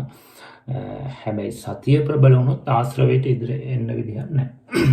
ඒ නිසා අර කියන්නේ මේ සූත්‍රයක් මොකක්ද ඒක අජිත සූත්‍රයේ පෙන්වන්නේ මේ මොනවද මේ සතිතේ සංනිවාරණී කියලා මේ සෝතස් නැති කරන්න පුළුවන් අර එන ආශ්‍රව සිහියෙන් තමයි වාරණය කරන්න කියලා. එතකොට එයාගේ සිහිය අකණ්ඩව පැවතුනොත් කවදාවත් ඒ අතරට ආශ්‍රවයකට එන්න බෑ. සිහිය දුර්වල වුණොත් අතහැරුණොත් ආශ්‍රවය ඉදිරිපත් වෙනවා. හැබැයි නමුත් එයාර යම් ප්‍රමාණයකට දියුණු කරගත්තු සිහිය තියෙන නිසා ආශ්‍රවය ආවත් ටික මොහොතක් ගිහිල්ලා හරි සිහිය ඉදිරිපත් වෙලා රැවටුණා කෙලෙසුණා නේද කියලා බලලා හදා ගන්නවා. ඉතින් ඕක ඔහොම කරන්න සතිය පැත්ත බලවත් වෙච්ච දවසට ඔය තත්ත්වෙ ටික අඩු වෙලා යනවා. ස්වාමීන් වහන්සේ රැවටෙන වෙලාවේදී හිතත් නිරුද්ධයි මේ පරණ එකක් තමයි ඒ කියන්නේ නිරුද්ධ වෙලා කියප එකක් තමයි එන්නේ කියලා එහෙම බැලීම විතරක් ප්‍රමාණවත් ඒ වෙලාවට ඒ බැලීමේදී තමන්ට තේරෙනවා නම් මේක කෙලින්ම ඒ තියෙන බලපෑම අයින් වෙලා රැවටීම අයින් වෙලා අරමුණ නිරුද්ධ වෙනවා කියලා ඒ හොඳටම ප්‍රමාණවත්. අවසරයි ස්වාමින් වහන්සේ. ඒ ප්‍රශ්නයටම සම්බන්ධයි. එතකොට ඒක ලෝභ දේශ මොහ විදියටත් අපි බලන්න අවශ්‍යද? අලෝභ දේශ මොහද? ඒකේ ලෝභ දේශ මොහ කිව්වේ දැන් එහෙම ඒ විදියට බලාගෙන යනකොට දැන් අපි ලෝභ දේශ මොහද නැති කරගන්න ඕන. එතකොට ඒකේ ලෝභයක් ඇති වුණා නම් ඒ බව තමන්ට තේරෙනවා. ද්වේෂයක් නම් ඒක හොඳට තේරෙනවා. එතකොට ද්වේෂය නැති වෙන විදිහට තමයි ඒක බලන්නේ. දැන් අපිට ලෝභය ද්වේෂය නැතුව සමහරට ගොඩක් විට අර මෝහ සහගතව නියන්නේ.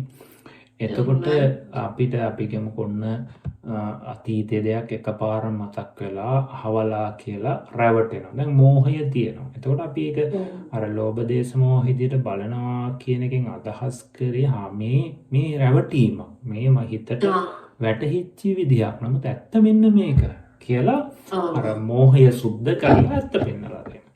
ඇත්ත පෙන්න. බොහොම පිං ස්වාමීන් වහන්සේ තේරුණා. තේරුවන් සරණයි. ස්වාමීන් වහන්සේ මේ ප්‍රශ්නේ දෙවෙනි කොටස අනිච්චතා යන්න සුකුම රූපයක් ගණයට වැටෙන්නේ ඇයි කියලා පැහැදිලි කරලා දෙන්න කියනවා ස්වාමීන් වහන්සේ. සුකුම රූප හැටියට පෙන්වන්නේ සුකුම රූප කියන න්‍යාය ඊට පස්සේ දුර ළඟ කියන මේ දේවල් එක එක න්‍යායන් පදනම් කරගෙන තමයි පෙන්වන්නේ. සාමාන්‍ය අපිට අවබෝධ කරගන්න පහසු දේවල් වලට ඕලාරික රූප කියනවා. අපි කියමු පඨවි ආපෝ තේජෝ ආය ඕලාරික රූප. අපි ඊට පස්සේ අපිට තේරුම් ගන්න අමාරු වැටහෙන්නේ නැති දේවල් සුකුම රූප, ප්‍රසාද රූප ගත්තාම ඊට පස්සේ ඉන්ද්‍රිය රූප ගත්තාම ලහුතා මුදුතා කම්මඤ්ඤතා ඒවා අපිට තේරුම් ගන්න අමාරුයි. ඒක පහසුවෙන් වැටහෙන්නේ නැහැ. අනේවට සුකුම. ඒ වගේම අනිත්‍යතා ලක්ෂණීය ජරතා ලක්ෂණය මේවා සුකුම. අපිට හැම වෙලාවෙම අනිත්‍ය වශයෙන් මේ රූපේ වැටීමක් ඉන්නේ නැහැ. assume මේක අපිට නිට්ටය වශයෙන්මයි වැටෙන්නේ. ඉතින් අන්න ඒ නිසා තමයි මේක සුකුම රූපයක් හැටියට පෙන්වලා තියෙන්නේ. ඒක ඇත්තටම අනිත්‍යතාවය කියන එක රූපයේම ස්වභාවයක් නිසා රූප ගොඩට දාලා තියෙනවා. නමුත් අර නිෂ්පන්න රූපයක් නෙවෙයි. නිෂ්පන්න රූප 16ක් නේ තියෙන්නේ. 16ක් හෝ 18ක් තියෙන්නේ. එතකොට ඒවා ප්‍රත්‍යයෙන් උපදිච්ච දේවල්. නමුත් අනිච්චතා ජරතා කියන දේවල් රූපයන්ගේම විකාර රූප හැටියට පෙන්වන්නේ. ඉතින් නමුත් මේවා සුකුම හැටියට පෙන්වලා තියෙන එක අවබෝධ කරගන්න අපහසුයි, තේරුම් ගන්න අපහසුයි. නමුත් මේක හොඳ නුවණකින් තමයි තේරුම් ගන්න. අනේ නිසා තමයි ඒක සුකුම දෙකට දාලා තියෙන්නේ. මම හිතන්නේ පැහැදිලි වෙන්නේ නැති දරුවන් සරණයි. එහෙමයි ස්වාමීන් වහන්සේ.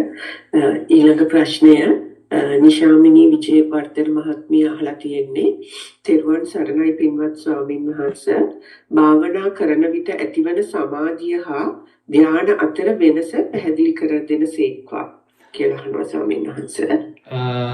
ඔබනේ ප්‍රශ්න අහනකොට චුට්ටක් හොඳට භාවනාව කිව්වහම අපිට මොන භාවනාව, සමතේද විපස්සනාවද කියන එකත් අපිට ඒකේ පැහැදිලි වෙන්න ඕනේ.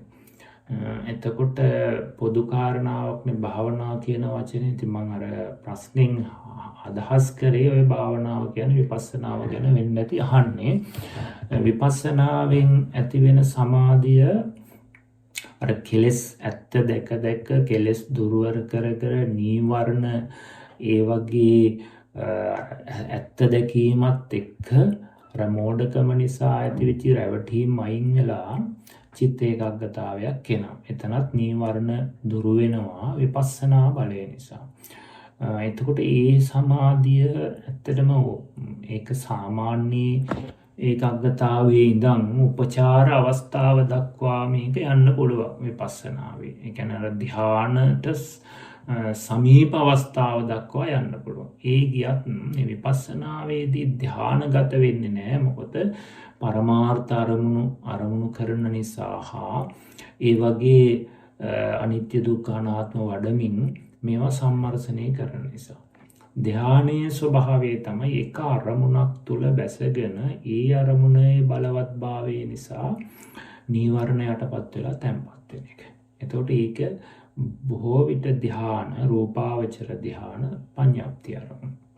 විපස්සනාව පරමාර්ථ අරමුණ. එතකොට ධ්‍යාන හැම වෙලාවෙම පඤ්ඤාප්ති ආරම්භණයක් තමයි රූපාවචර ධ්‍යාන. එතකොට ඒ වගේ පරමාර්ථ ස්වභාවයන්, අනිත්‍ය ස්වභාවයන් බලන්නේ නැහැ. අපි කියමු ආනාපාන සතිය නම් ඒ වායෝ ධාතුව නෙවෙයි බලන්නේ ආස්වාස ප්‍රාස්වාස කියලා ඒ විදිහට.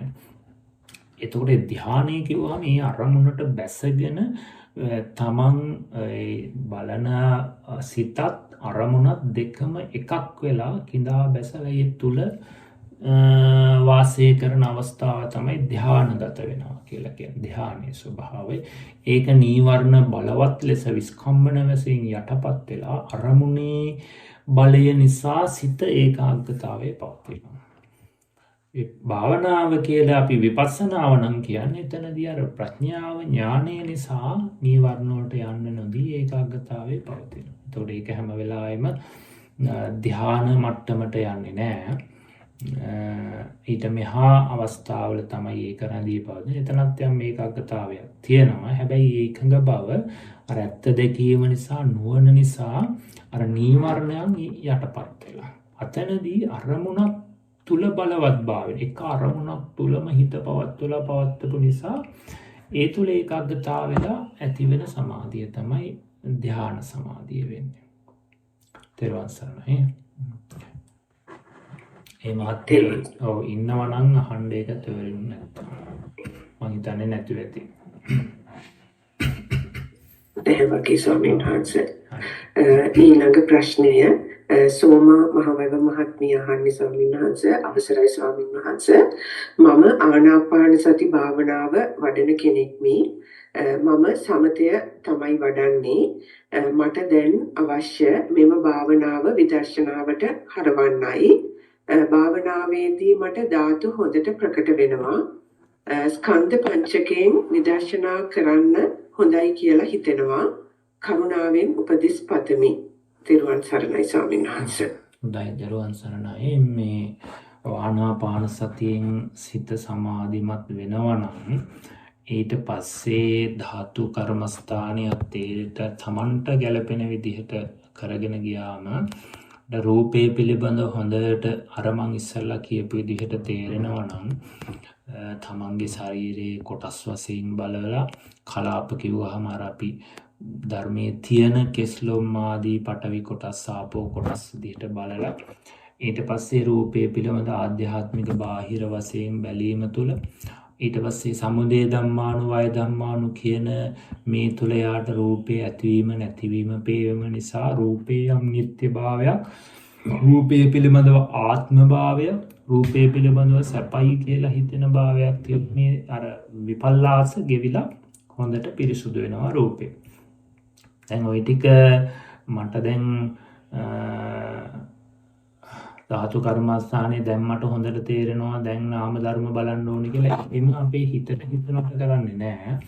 ඒක අපි කරන්නේ ඒ තමන්ගේ මනස වැඩුණම් පස්සේ. ඒ කියන්නේ අපි ඒක තේරුම් ගන්න අපි කෙලෙසයක් කියනවා. එදිනෙදා කටයුතු වලදී හොඳට මේ ධාතු සංඥාවෙන් කටයුතු කරන්න පුළුවන්.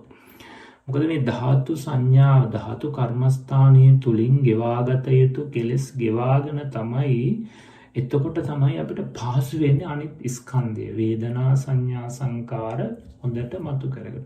තවමත් අපිට කනට ඇහෙනවා ඇහැට පේනවා කියන මෝඩකම තවම තියෙනවා නම් කවුරු හරි බනිනකොට ඒ සද්දය ඔස්සේ අපි හිත තවමත් අමාරු නම් නිවා ගන්න ධාතු ටිකක් ගැටීම නිසා නේද මේ ඇති උනේ. ඒකට අපි නේද මේ විතර්ක කරලා කල්පනා කරන්න කියලා ඔන්න ඔය විදිහට තියෙනකොට පහසුවෙන් අර කෙනෙක් බනිනවා කියන ශබ්ද රූප ආරම්භය කෙලෙසි ගෙවිලා යනවා. අන්න එහෙම යනවා නම් එයාට හොඳට ධාතු කර්මස්ථානයේ පැහැදිලි වෙලා නාම ධර්ම මතු කරගන්න පුළුවන්. ඉතින් ඒක අපේ ඒ විදිහේ යම් ප්‍රමාණයකට දියුණු වෙනකම් ධාතු වශයෙන් බලලා එතකොට පහසුයි Tamanට හිත මතු කරගන්න. මොකද එතකොට එයාට ඇත්තට මේ ප්‍රශ්නේ තියෙන්නේ ධාතු වල නෙවෙයි හිතේ කියන එක එයාට ස්වභාවයෙන් මතු වෙලා එනවා. සංඥාවේ තමයි ප්‍රශ්නේ තියන්නේ රූපේ නෙවෙයි. එතකොට අපි හඳුනන ආකාරය අනුවයි රූපේ අපි රැවටෙන්නේ කෙලෙසෙන්නේ. නැතුව මේ රූපේ මේ රැවටීම තියනවා නෙවෙයි. රූපෙන් ලෝභය දේශේනව නෙවෙයි. අපේ ඒක හඳුනන ආකාරය මත නෙවෙන්නේ. එතකොට මේ අහවල් කෙනා අහවල් දේ සද්දේ පිළිබඳව අපි එක ආකාරයෙන් මේ සංඥාවට අනුකූලව එනම් මේ සංඥාවෙන් නේද මේක වෙන්නේ කියන එක පැහැදිලි වෙන්න රූපය පිළිබඳව අවබෝධයත් එක්ක. ඊට පස්සේ යාට පුළුවන් එහෙමනම් නාම ධර්ම වලට යන්න. ඒ නාම ධර්ම වලට යන්න සුදුසුකම තමයි මම කිව්වේ. එහෙමනම් පුළුවන් යාට සිත මතු කරගන්න පුළුවන් ඉස්සරෝම සිතේ ස්වභාවය සිත අරමුණු දැනගන්නා ස්වභාවය අරමුණක් අරගෙන හොඳට සිත මතු කරගන්න.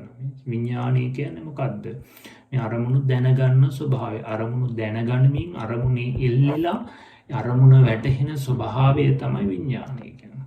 ඒ අරමුණ මේ අහවල් දේ කියලා වැටහෙ හඳුන ගන්න ස්වභාවය තමයි සංඥාව කියන්නේ කියලා හිමීට ටික එකක් අරගෙන නාම ධර්ම මතු කරගත්තට කමක් නැහැ. අර ටික හොඳට තව ටිකක් පුහුණු වෙලා කටයුතු කරගෙන. හොඳයි ඊට සරණයි. ඇත්තටම මට හොඳට පැහැදිලි වුණා ස්වාමීන් වහන්සේ. ස්වාමීන් වහන්සේ මම දැන් ඒ මුලාන් රැල්ල දිහා බලන් ඉන්න ස්වාමීන් වහන්සේ ධාතු ලක්ෂණ වගේම මට එක පාට රූප දකින්නවා. මම හිතන එක තමයි රූපේ කියලා. ඒකයි ඊළඟ ප්‍රශ්නේ මම අහලා තියෙන සුද්දාෂ්ටකය ගැන. මම ඒකයි ස්වාමීන් වහන්සේ. දැන් ඒතර සුද්දකේ මම කුලන් ලැල්ල කියන්නේ දැන් අපි ආස්වාසි කියලා දැම්මත් මේක කුලන් ලැල්ල නෙක වායු අධික රූප කලාපයක් නේද කියන එක එනවා. නමුත් රූප කලාප විතරක් නෙවෙයි මේකේ පඨවි ආපෝ තේජෝ ඔක්කොම තියෙන නිසා නේද මේ ධාතු මතු වෙන්නේ. ඒකේ ඒ සෝවිනස් මම අර ප්‍රශ්නෙත් ඇහුවේ. හරි. එහෙම බැලුවට කමන්නේ. ඒ සුද්දාෂ්ටකය කියනකොට මෙතන මුලින්ම වායෝ ධාතු කියලා බලනවා. මේ වායෝ ධාතු අධික රූප ගොඩක්. අපිට එතකොට කෙස්ලොම් ආදී අරමුණු වෙනකොට පඨවි ධාතු අධික රූප ගොඩක්. හැබැයි කෙස් කියන තැන පඨවි ධාතු විතරක් නෙවෙයි. මෙතන වර්ණ ගන්ධ රස ආපෝ තේජෝ ආදී ධාතු ටිකකුත් මෙතන තියෙනවා කියලා තවත් කඩලා බැලුවට කමන්නේ. එතකොට තවත් අපේ හොඳට මේ රූපය පිළිබඳව අවබෝධ එනවා. ඒක තමයි. ඒ අතර ස්වාමීන් වහන්සේ මම සාමාන්‍යයෙන් ජීවත් වෙනකොට දැන් තේ එකක් බොනවත් මම හිතනවා මේ මට හිතක් පහළ වුණා ඒක පහළ වුණා නිසා තමයි මගේ චිත්ත විරේකී රූප දැක්ටි වුණා මම මේක රූපේ අල්ලගත්තා ඒක මෙතන සිතක් දෙවි චිත්ත පරම්පරාවක් ඇතුළේ නැතින දෙයක් නේද ඒ වගේ විදිහට හිතනවා ස්වාමීන් වහන්සේ කමෙන්ට් නැද්ද ස්වාමීන් වහන්සේ අතට ඒකේ මේ එකට කමක් නෑ හැබැයි මේ අපි භාවනා කරනකොට තව හොඳට වෙනම ඔය සිත මතු කරගන්න ඕනේ වේදනාව සංඥාව මතු කරගන්න ඕනේ එතකොට අර එදිනෙදා කටයුතු වලදී ඒක හොඳට ප්‍රබලව දකින්න පුළුවන් වෙනවා ඒ නිසා කුලන්ටල් ආස්වාසේ කිව්වත් ඒක ස්කන්ධ පංචකයක්ම ඇතුළේ නේද නැති වෙන්නේ කියලා කුලන්ටල් ගන්නවා ආස්වාසේ කියලා අඳුර ගන්නවා වෙද්ද එතකොට ඒක නිකන් හරි සෞම්‍ය කුලන්ටල් නැතර වේදනා ඔක්කොම තියනවා නේද කියලා තේරෙනවා ස්වාමී ස්වාමීන් වහන්සේ කියලා ඔව් ඒක එහෙම බලුවට කමන්නේ නමුත් ඒ අරමුණ අරගෙන හොඳට තව ඒ ස්කන්ධය වෙන වෙනම දකින්නත් ඒ අතර පුරුදු වෙන්න. දැන් එතන ස්කන්ධ පහම තියනවා කියලා කියන එක වගේම එතන විඥානය කියන්නේ මොකක්ද? සංඥාව කියන්නේ මොකක්ද? සංකාරය කියන්නේ එහෙනම් මේ ටික නේද මෙතන තියෙන්නේ කියලා අන්න තවත් අපි ඔය අර නුවණම බලවත් වෙනවා. දැන් අපි සංඥාව කිව්වේ මොකද්ද මේක හුලං රැල්ල වායෝ ධාතු ගොඩක් කියලා වටහා ගන්න එක තමයි සංඥාවෙන් කරන්නේ නේද? එතකොට මේ වායෝ ධාතුව කියන එක අපිට අර සෙලවෙන ස්වභාවය දැනෙන එක තමයි විඥානය කියන්නේ අරමුණ දැනගන්න ස්වභාවය. අන්න ඒ විදිහට දැන් මේ දැනගන්න ගතිය හොඳට අරමුණු කර මේ විඥානයේ නිසා නේද මෙහෙම දැනීමෙන් සංඥාව නිසා නේද මේක මෙහෙම වෙන් කරලා හඳුනාගත්තේ. ඒතකොට මම කෙනෙක් කරා නෙවෙයි සංඥාවට මේ හැකියාව තියෙන. විඥාණයට මේ හැකියාව තියෙනවා කියලා අන්නේ ඒ ධර්මයන්ට ඒ අදාළ කෘත්‍යම් පිළිබඳව තේරුම් කරලා දෙනකොට ඕක නොදන්නාකම නිසා තමයි මම හඳුනාගත්තා මම දැනගත්තා ඔන්න ඔය වගේ වැරදි වලට යන්නේ. ඥානෙ නැති නිසා. ඥානෙ බලවත් වුණාම ඇහෙනකොට මේ සබ්දේ අරමුණු කරමින් හිතක් උපදිනවා කියන එක යට ස්වභාවයෙන්ම වැටහෙනවා. නැත්තම් අර කනට ඇහුණා කියන ආශ්‍රවය ඉදිරිපත් වෙනවා. ඒ හේතුව අර මේ එහෙම නැත්තම් මට ඇහුණා කියලා වේගෙන් එනවා. අර මම හැම වෙලාවෙම දානවා. ඔන්න ඔය ටික ගෙව මේ වඩන්නේ විදියට. ඒකට ප්‍රශ්නයක් නෑ. ස්වාමීන් වහන්සේ පැහැදිලි ස්වාමීන් වහන්සේ අනිත් ප්‍රශ්නට පිළිතුරු දුන්නාට කමක් නෑ ස්වාමීන් වහන්සේ මට තේරුම් ගියා ස්වාමීන් වහන්සේ ස්වාමීන් වහන්සේ එහෙනම් ඊළඟ ප්‍රශ්නට යන්නම්. ඊළඟ ප්‍රශ්නය අහන්නේ ස්වාමීන් වහන්සේ රෝහන් මහත්මයා කොට්ටාවෙන් තෙරුවන් සරණයි ස්වාමීන් වහන්සේ භාවනාවේ යෙදෙන විට සමත භාවනාවේ වැඩි කාලයක් නොරැඳී ඉක්මනින් විදර්ශනාවට සිත යොමු වෙනවා ස්වාමීන් වහන්සේ. සමත භාවනාවේ වැඩි වෙලා රැඳෙන්න සිත අකමැති බවක් තමයි දැනෙන්නේ. මෙහි යම් වරදක් තිබේදයි පහදා දෙනමින් යටහත් පහත්ව ඉල්ලා සිටිමි. තෙරුවන් සරණයි ස්වාමීන් වහන්සේ. ඔව් ඒක සමහර අයට එහෙම තියෙනවා. ඒ හේතුව ගොඩක් අර විපස්සනාවෙන් අර දැක යනකොට මේ පහසු වෙන නිසා අර සමතේ කාර්මුණක් තුල කටයුතු කරන්න යනකොට ඒකේ සමහර අයට ඒක ටිකක් වෙහෙසක් වගේ දැනෙනවා. මේ හේතුව සසර පුරුදු කරලා තියෙන ආකාරයත් ඒකට බලපානවා. විපස්සනා යානික සමත යානික කියලා අර රුචිකත්වය අනුව බෙදන්නේ ඒකයි. නමුත් සාමාන්‍ය අපිට පොදුවේ දෙන කාරණා අදහස උපදේශය තමයි අර එහෙම හිත කිව්වට අපි යන්නේ නැතුව තමන් හිත සමාධිමත් සිතක් තිබුණොත් අර විපස්සනාවද අපි හිතන ආකාරයට වැඩිය හොඳට අරමුණු පේන්න ගන්නවා කෙලස් ගෙවෙනවා. ඒ නිසා තමන් යම් ප්‍රමාණයකට හොඳට හිත සමාධි වුණා කරගෙන තමයි විදර්ශනාවට යන්න ඕනේ. නැත්නම් අර ආරම්භයේදීම පොඩ්ඩක් කරනකොට යන්න හිතෙනවා. එහෙම යන්න සුදුසුද කියලා බලන්න අර හිතේ දුවන ගතිය අයින් වෙලා තැම්පත් වෙලා හොඳට අර අරමුණකට ඇතුළට ගිහිල්ලා බලන්න පුළුවන් ඒකාග්‍රතාවයේ තියනවද කියලා බලන්න. එහෙම තියෙනවා නම් ගියාට කමන්නේ. නමුත් අපි ඒක නැත්තම් අපි තව ටිකක් සමතේ වඩනවා. හැබැයි ඒ සමතේ වඩන්න යනකොට තමන්ගේ හිත අයත් ආපහු නිකන් දරත වෙලා කම්මැලි වෙලා ව්‍යාකූල වෙනවා නම් එතකොට හරි සමතේ කිරීමේ ප්‍රතිඵලයක් නැහැ නේ. අන්න ඒ නිසා සාමාන්‍ය ප්‍රමාණයේ සමතේ වඩලා විපස්සනාවට හැරුණට කමන්නේ. මේක කාලයක් කොහොම කරනකොට මේ දෙක යුගනද්දව දියුණු වෙයි. අර සමහර අය රුචිකත්වයක් දන්නවා කෙලින්ම විපස්සනාවට යන්න. ඒ හේතුව මේ සමතේදී කාලයක් රැඳෙන්න බෑ. ඉක්මනට සමහර විට අපිට අර තියෙනවා කම්මැලිකම එන්න පුළුවන්. ඒ නිසා තමයි ඉතින් අන්න ඒ නිසා අර ඔය මේ අපි ඒක තේරුම් ගන්නේ අපි සමතේ වඩාගෙන යනකොට අපි තව ටිකක් සමතේ අර හිත කිව්වට යන්නේ නැතුව සමතේ තුල ඉඳලා බලනවා ටිකක් හොඳට අරට වඩා ප්‍රබලව හිත එකඟ වෙනවද කියලා. අන්න එකඟ වෙනවා නම් ඒක ගොඩක් උපකාරයි විදර්ශනාව. නමුත් එහෙම කාලයක් ටිකක් වැඩිපුර කරන්න යෑමේදී තියෙන ස්වභාවයත් වෙනස් වෙලා කම්මැලිකම ඇති වෙනවා වගේ නම් විපස්සනාවට ගිහිල්ලා ඒක කරලා අයාපහු ටිකක් වෙහෙස වගේ දැනනකොට අය තමන් ප්‍රසාදනීය අරමුණක හිත තියෙනවා සමතේ වශයෙන්. මේක මාරුවට එහෙම කරන එක තමයි හොඳ එහෙම කෙනාට. තෙරුවන් සරණයි. ඔව් දැන් මට තියෙන ප්‍රශ්නයක් මම දැන් මම ආරම්භයේදී භාවනාව ආරම්භයේදී මම ගොඩාක් වෙලා සමතේ තමයි හිටියේ සන්නස. මේ කාලයක් තිස්සේ කරගෙන යනකොට තමයි දැන් වාඩි වෙන ගමන්ම හිත ටක් ගාලා සමතේ සමාධිමත් වෙනවා. හිත සමාධිමත් වෙලා විදර්ශනාවට තමයි හිත කියන්නේ අරමුණු වෙන්නේ.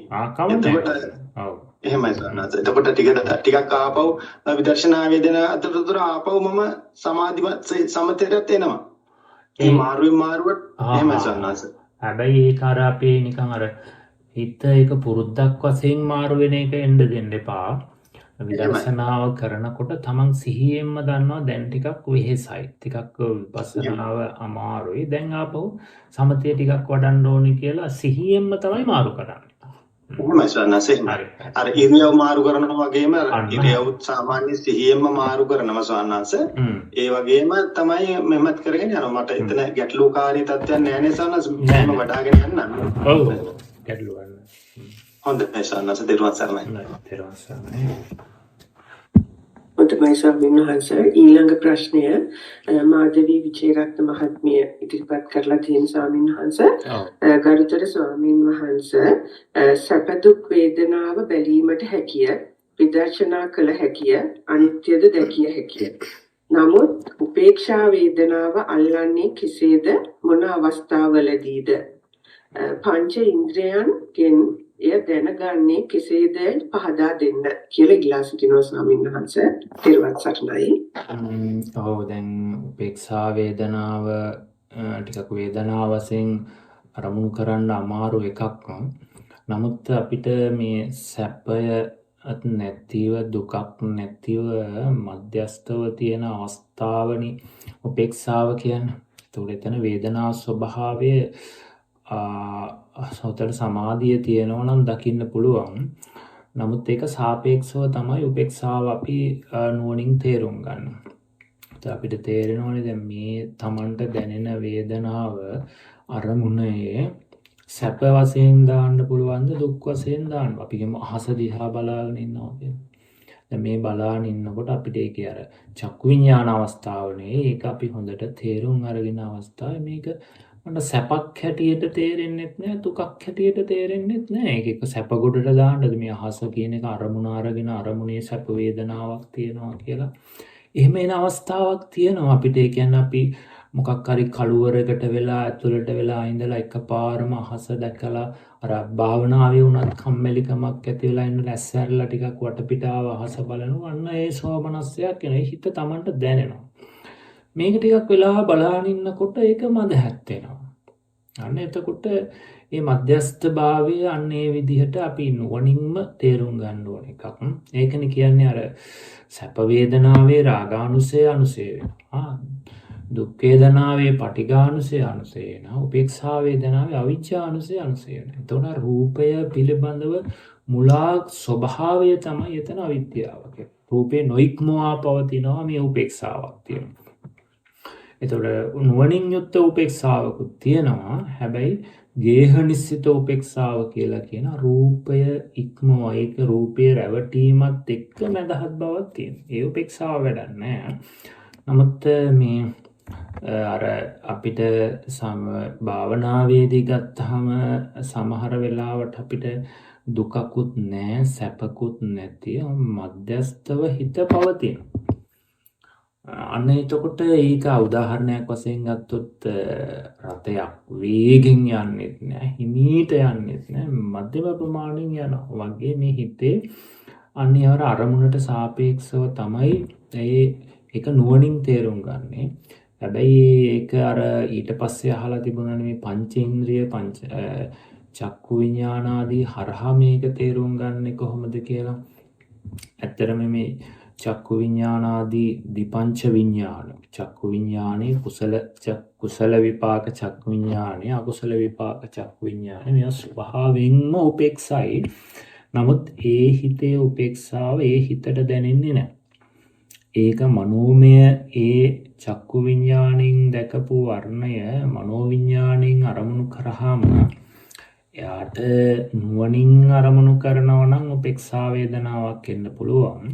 නැත්තම් එයාට කුසල අකුසල වශයෙන් පරිවර්තනය වුණොත් ඒක එක්කෝ සෝමනස්ස දෝමනස්ස දුක්ඛ සැප වශයෙන් බෙදලා යන්න පුළුවන්. ඒ නිසා චක්කු විඥාන අවස්ථාවේ තියෙන උපේක්ෂාව නුවණින්ම තමයි ඒ හිත බලලා තේරුම් ගන්නේ මේකේ.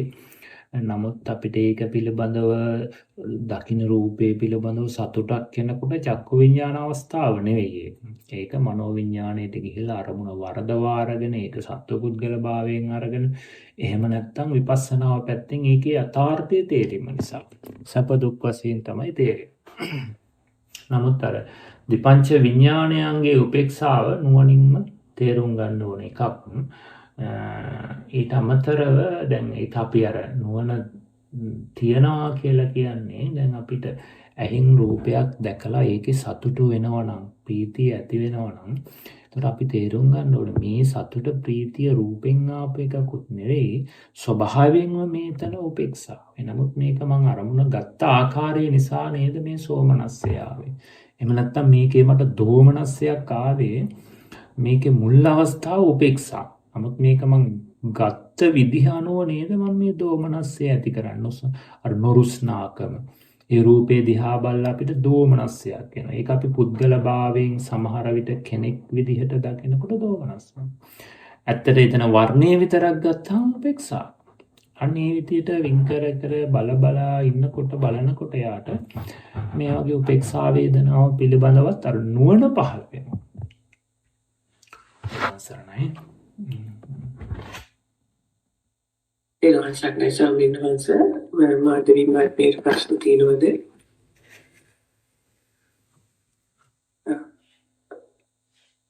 ස්වාමීන් වහන්සේ අබේවඩන මහත්මියට ප්‍රශ්නයක් තියෙනවා ඉදිරිපත් කරන්න මහත්මිය. තෙරුවන් සරණයි ස්වාමීන් වහන්සේ. ස්වාමීන් වහන්සේ ප්‍රශ්න ඉදිරිපත් කරන්න බැරි වුණා. මම වාචිකව ඉදිරිපත් කරන්න. ස්වාමීන් වහන්සේ මම ආනාපාන සතිය සමතේ වඩන කෙනෙක්. ස්වාමීන් වහන්සේ ආනාපාන සතිය සමතේ වඩන්න ඉස්සෙල්ලා අපි සතර ආරක්ෂක භාවනා කරනවානේ ස්වාමීන් වහන්සේ බුද්ධානුස්සතිය ඒ හතර කරන්න පටන් ගන්නකොටම ස්වාමීන් වහන්සේ ඒ හතරත් එක්ක ආනාපාන සතියට සමතේට වැටෙන්න යනවා. ඉතින් මොකම අපහසුයෙන් තමයි ඒ ටික සමහර දාට කෙරෙන්නේ ස්වාමීන් වහන්සේ. අර ඔබ වහන්සේ දැන් ඉස්සෙල්ලා ආය ප්‍රශ්න සාකච්ඡා කිරීමේදී අර හිතට ඒක යට වෙන්න දෙන්න එපා කිව්වා වගේ. ඒ හතර කරලම එහෙම කරන්න ඕනේද ස්වාමීන් වහන්සේ? ඒ ගැනයි මට දැනගන්න ඕනේ ස්වාමීන් වහන්සේ. නෑ හතරම අවශ්‍ය නෑ අපිට සාමාන්‍ය මුලින් මේ සතර කමටහන් හොඳට ප්‍රගුණ කරගන්න ඕනේ. ඊට පස්සේ අපිට එකක් කරලා ඊට පස්සේ ආනාපාන සතිය කරාට කමක් නැහැ. අර මට අර හිතට මම ඒක යටපත් කරගෙන බුද්ධානුස්සතිය වඩලා එහෙම කරගෙන යන්නේ ස්වාමීන් වහන්සේ. එතකොට එකක් වගේ දෙකක් වගේ වඩලා එහෙම ගියාට කමන්නේ නැහැ. ඔව් එහෙම ගියාට කමන්නේ. හොඳයි අප්‍රමාණ පින් ස්වාමීන් වහන්සේ අවස්ථාව ලබා දුන්නට තෙරුවන් සරණයි. ස්වාමීන් වහන්සේ තව එක ප්‍රශ්නයක් තියෙනවා ඉදිරිපත් කරලා ඒක අහලා ස්වර්ණ මහත්මියට අවස්ථාව ලබා දෙන්නද? ගෞරවනීය ස්වාමීන් වහන්සේ අවසරයි. ද්විපංච විඥානය පිළිබඳ පැහැදිලි කර දෙන සේක්වා. ඒක එක ප්‍රශ්නයක් ස්වාමීන් වහන්සේ. ද්විපංච විඥානය කියන්නේ කුසල විපාක අකුසල විපාක චක්කු විඥාන සෝත විඥාන ගාන විඥාන ජීවහා විඥාන කාය විඥාන කියන මේ පහ අර ද්විපංච කියලා කියන්නේ පහේවා දෙකක් කියන ද්විපංච පහේ දෙකක් කියන එකට චක්කු විඥාන ආදී විඥාන පහ කුසල විපාක අකුසල විපාක වශයෙන් පහේ ගොඩවල් දෙකකට බෙදලා තමයි ද්විපංච විඥාන කියලා කියන්නේ.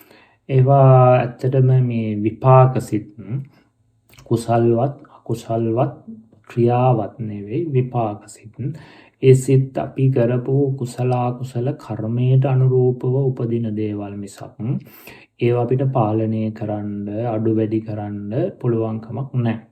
මොකද කර්මයට අනුරූපව උපදින එකක් නිසා. ඒතකොට විපාක සිතේ ස්වභාවය තමයි ඒ අරමුණේ පරමාර්ථ ස්වභාවයම ගන්නවා මිසක් වෙන යමක් තේරුම් ගන්න බෑ. විශේෂයෙන් ওই ද්විපංච විඥානයේ අරමුණ පරමාර්ථාරම්භමයි.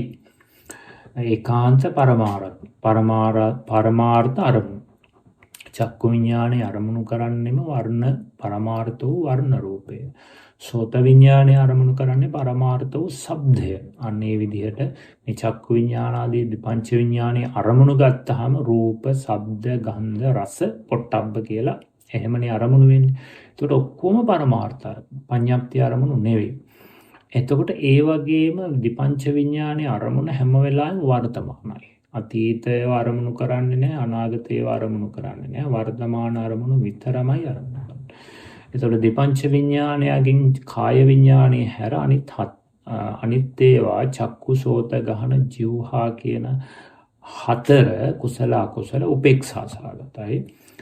කාය විඥානයේ විතරක් දුක්ඛ සහගත සුඛ සහගත කියලා බෙදනවා. කාය විඥානේ ඒ හේතුව ඒ අරමුණ ඕලාරික නිසා.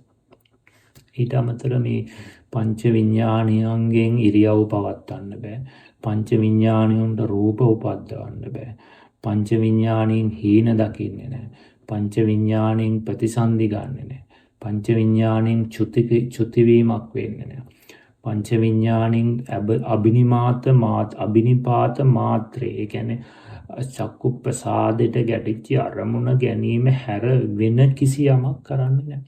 ඉරියව් පවත්වන්නේ, විඤ්ඤාප්ති කරන්නේ, රූප උපද්දවන්නේ, සිහින දකින්නේ, පිබිදෙන්නේ, නිදාගන්නේ, චුති කරන්නේ, ප්‍රතිසන්දි කරන්නේ කිසිවක් කරන්නේ නැහැ. ඔන්න ඔය ටික තමයි සාමාන්‍ය ද්විපංච විඥානයන්ගේ තියෙන පොදු දේවල්. ඔය ටික දැනගත්තාම ගොඩාක් හොඳයි ප්‍රමාණවත්. එතකොට අපිට හැඩ රූපයක් පේනවා කියන තැන කුසල හෝ අකුසලෝ චක්කු විඥානය. එතකොට කුසල අකුසල් බෙදාගන්න ඒක අනිෂ්ඨ අමනාප රූපයක් නම් සම්මත ඒක අකුසල විපාක චක්කු විඥානේ. ඉෂ්ඨ මනාප එකක් නම් කුසල විපාක චක්කු විඥානය. ඒ විදිහට බෙදාගත්තාම ඒකේ අපි දන්නවනේ මේකෙන් කුසල අකුසල් ඇති කරන්නේ නැහැ, ඉරියව් පවත්වන්නේ නැහැ, රූප උපද්දවන්නේ නැහැ. එතකොට මේක අර සම්මුති වශයෙන් ගන්නෙ නැහැ. වර්ණය විතරයි වර්තමාන දේ විතරයි ගන්න. ඉතින් ඔවත් එක්ක අපිට අර ඕක හේ බැඳිලා එන නිතන ප්‍රමාණවත් වෙන්නේ නැති තෙරුවන් සරණයි. ස්වාමීන් වහන්සේ එතකොට දැන් මම මේ අනේ ස්වාමීන් වහන්සේ සමහරවිට මම මේ අන්තිම සහභාගී ගිය මාස ඉඳලා එතකොට දුක්ඛංච විඥාණයට අර කුසල අකුසල තත්ත්වයටපත් වෙන්නේ චේතනාව හරහාද මනෝ විඥාණයෙන් අපි ඒක බාර ගන්න ආකාරයේ චේතනාව අනුව තමයි කුසල අකුසල් වෙන්නේ. ඒකට මූලික වශයෙන් අවිද්‍යාව හෝ විද්‍යාව කියන එක බලපාන. හොඳයි. එතකොට අපිට පංච විඥානය කියන්නේ අහම්බෙන් අපේ ආයතන කියන්නේ විඥාන 6ට පහට චක්කු විඥාන. ඔව්. චක්කු විඥාන, සෝත විඥාන, ගාන විඥාන, ජීව විඥාන, කාය විඥාන 5ට අරමුණු වෙන ඒවා. ඔව්. ඉබේම වගේ. ඉබේම වගේ කියන්නේ කර්මයට අනුරූපව. අපි කරපු කුසල අකුසල කර්මයට අනුව තමයි මේ දේවල් උපදින්නේ. සාමාන්‍යයෙන් එක ප්‍රශ්නයක් දැන් මේ පෞද්ගලිය දේවල් දැන් මේ මට පිළිවෙලකට යන්න නම් මම දැන් ඔබ වහන්සේගේ අර ධර්මදේශනා වගේක් අහනවා මේ ට්‍රීට්මන්ට් වල පිළිවෙලට අහනවා නම් ස්වාමීන් වහන්සේ මට දැන් මේ ගෲප් එකේ කට්ටියකින් තොරතුරු ලැබෙන විදිහට ඒගොල්ලෝ ගොඩක් කල් ඉඳලා මේකේ වැඩ ගන්න කියන්නේ මේකට යොමු වෙලා ඉන්න කට්ටිය මම මොකද ස්වාමීන් වහන්සේ කළේ යුත්තේ මට දැන් ගොඩක් දේවල් ඇත්තටම මේ ඔය තේරුමක් නැති කතියක් තියෙනවා මේ ගෲප් එකේ එහෙම මෙහි ආරණ්‍ය තියෙන භාවනා වැඩසටහනට සහභාගී වෙනවද? එහෙමයි ගිය මාසේ තමයි සම්බන්ධ වුණේ. හරි. මේ කොහොම මේ දැන් පහුගිය කාලේ ආවෙත් නැතිසා පහුගිය මුල ඉඳන් ආරම්භයේ ඉඳන් කරපු භාවනාව පිළිබඳ දේශනා උපදේශ කමටහන් ඔක්කොම ඒ ලින්ක් එකක් විදිහට දාලා පිළිවෙලට තියෙනවා. එතකොට ඒක මුල ඉඳන් පටන් අරගෙන අහගෙන ඉන්න. එතකොට ඒකේ දැන් ගොඩක් දේශනා මම ඒවා එඩිට් කරලා ඒකටම දානවා Google link එකකට Google Drive එකට ඒක group එකේ දාලා තියෙනවා. ඒක තමයි හැම වෙලාවෙම තියාගෙන එහෙම නැත්නම් ඒ ටික මේ ඩවුන්ලෝඩ් කරගන්න. මේ ඊට පස්සේ ඒකටම තමයි අලුතෙන් ඒවත් දාගෙන යන්නේ. ඒ group එක භාවනා group එකට දානවානේ දැස්සන්නේ. ඔව් දාලා තියෙනවා. ලැබුණේ නැත්නම් group එකට අලුතෙන් නම් එකතු වුණේ සමහරට එතකොට මුලින් දාලා තිබුණා නම් හම්බෙන්නේ නැහැ. මට පොඩ්ඩක් පෞද්ගලිකව මැසේජ් එකක් දාන්න. එතකොට ඒ link එක දාන්න. නෑ සාමාන්‍යයෙන් ඒක හම්බුණා. ගිය අවුරුද්ද කොහෙද පටන් අරන් ගොනු වශයෙන් තියෙනවා. එක දවසේ ටික ගොනු 4ක 5ක තියෙන ඒ ටික හම්බුණා සාමාන්‍යයෙන්. හරි. 7 වෙනි මාසේ ඉඳන් තියෙනවනේ. ගිය අවුරුද්දේ එහෙනම් හරි.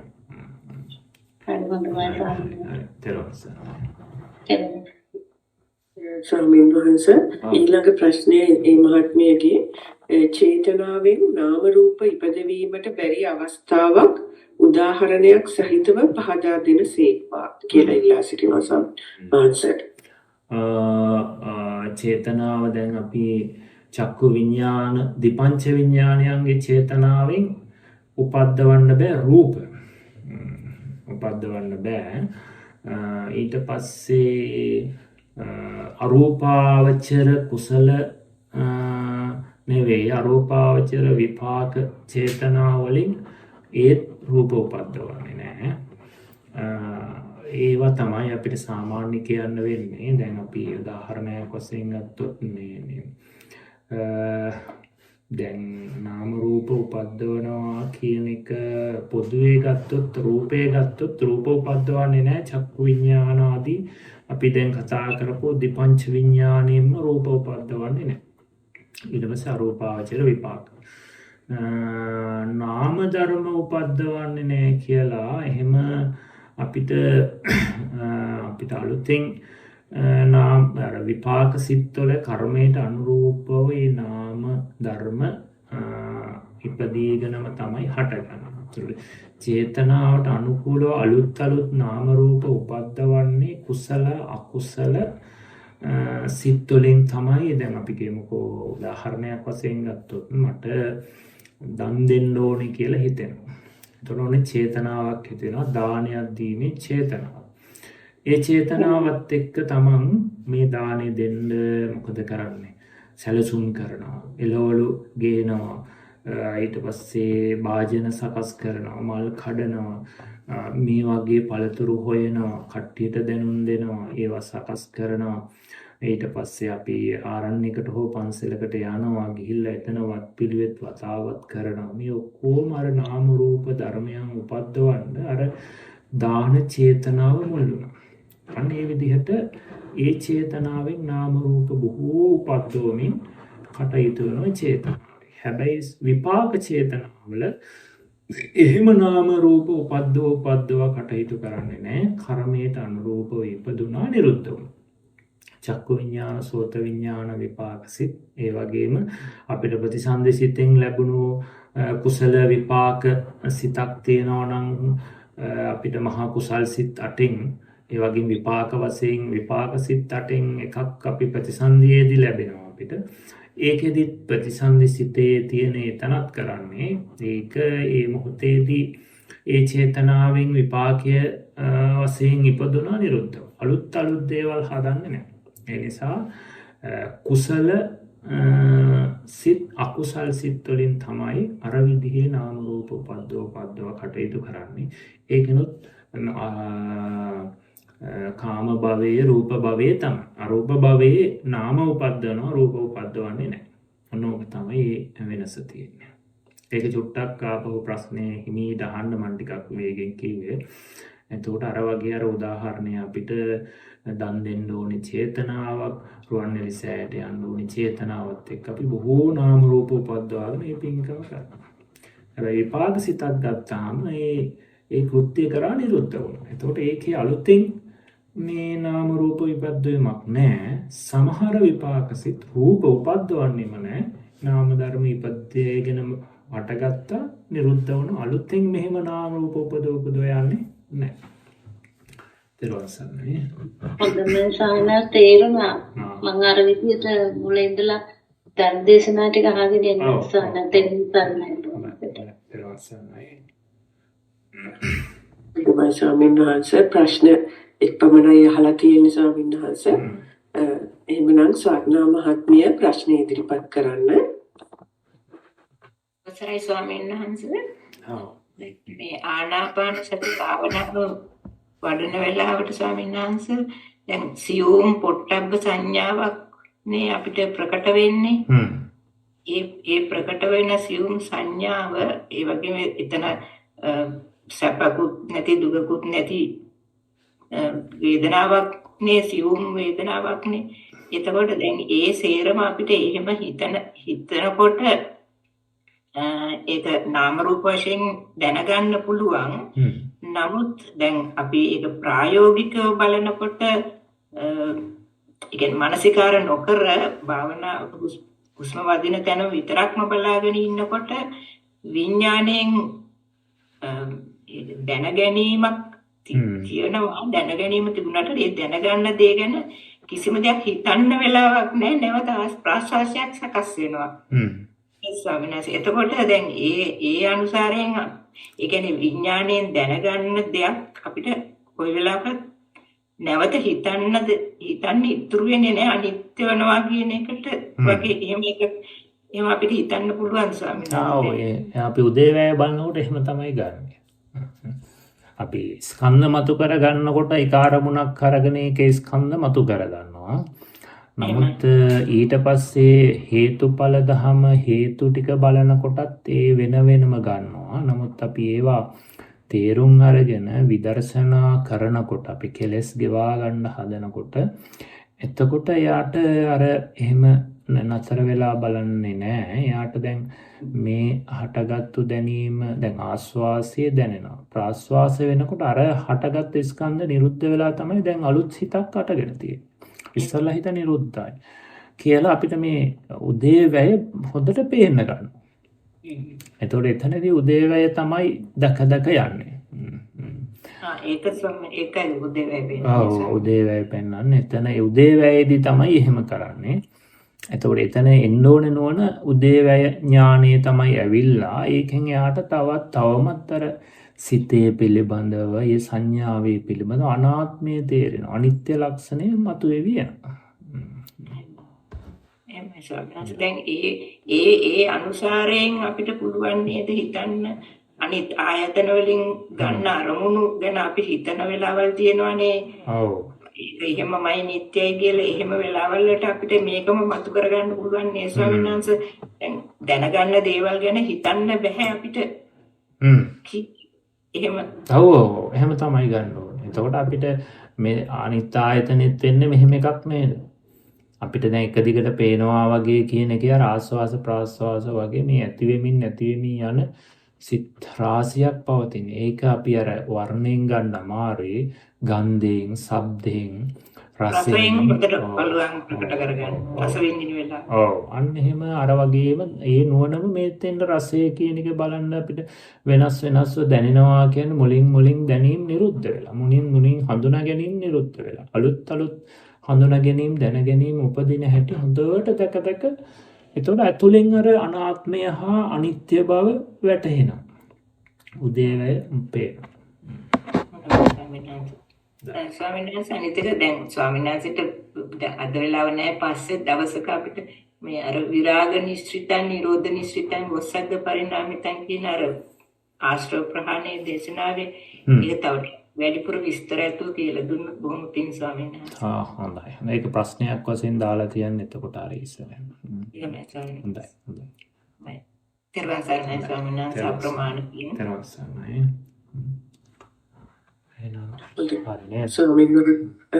එහෙමයි ස්වාමීන් වහන්සේ ප්‍රශ්න අවසන් වගේ එමනම් ධර්ම සාකච්ඡාව අවසන් කරනවද ස්වාමීන් වහන්සේ? හොඳයි කර්ණීය ස්වාමීන් වහන්සේ අද දිනත් අප වෙනුවෙන් අපගේ ගෞරවනීය ස්වාමීන් වහන්සේ ඊටම ඇත්තටම අද අපිට මේ වෙනුවෙන් මේ ධර්ම සාකච්ඡාව පවත්වන්න තීරණය කරලා ඒ වෙනුවෙන් අපිට මේ ප්‍රශ්න ඉදිරිපත් කරන්න අවස්ථාව ලබා දීම ගැන ස්වාමීන් වහන්සේට අප්‍රමාණ පින් අනුමෝදන් කරනවා. ඉතින් මේක අපිට හැමෝටම ගොඩාක් මේ උපකාරයක් වෙනවා. හැම ප්‍රශ්න ඉදිරිපත් කරපු නොකරපු හැම දිනාටම ඉතින් මේ ස්වාමීන් වහන්සේ කරපු උතුම් ධර්ම දානමේ කුසලය ඊටාම වටිනා ධර්ම දානම කුසලයක් සිද්ධ කරා. ඉතින් මේ කුසලොත් ඒ වගේම අපිත් මේ ධර්ම ශ්‍රවණයෙන් රැස් කරගත්ත සියලුම කුසල් අපි ස්වාමීන් වහන්සේට අනුමෝදන් කරනවා. ස්වාමීන් වහන්සේ ප්‍රාර්ථනීය බෝධියකින් සුඛ ප්‍රතිපදාවෙන්ම උතුම් නිර්වාණ අවබෝධය පිණිසම මේ කුසලයේ හේතු වාසනා වේවා කියලා ප්‍රාර්ථනා කරනවා. ඒ වගේම ස්වාමීන් වහන්සේගේ පින්වත් දෙමව්පියන්ටත් ගුරුවරු උපාධ්‍යයන් වහන්සේලාටත් ඒ වගේම දායක කාරක සියලුම දෙනාටමත් මේ පින් අත්පත් වේවා. ඒ සියලුම දෙනාටමත් උතුම් නිර්වාණය පිණිසම මේ කුසල හේතු වාසනා වේවා කියලා ප්‍රාර්ථනා කරනවා ස්වාමීන් වහන්සේ. ස්වාමීන් වහන්සේට අප්‍රමාණ පින් ස්වාමීන් වහන්සේ තිරුවන් සරණයි. සාදු කියලා ඒ සියලු කුසල සතුටින් හොඳයි එමනම් අපි මේ වෙලාවේ ධර්මානුශාසන අවසන් කරනවා. අපේ සිතින් කයින් වචනේ දැන නොදැන හෝ ත්‍රිවිධ රත්නයේ කෙරේ වරදක් ප්‍රමාද දෝෂයක් සිදු වුණා නම් ත්‍රිවිධ රත්නයෙන් අපි සෑම දිනකටම පළමුවද දෙවනුවද තෙවනුවද සමාව ලැබේවා.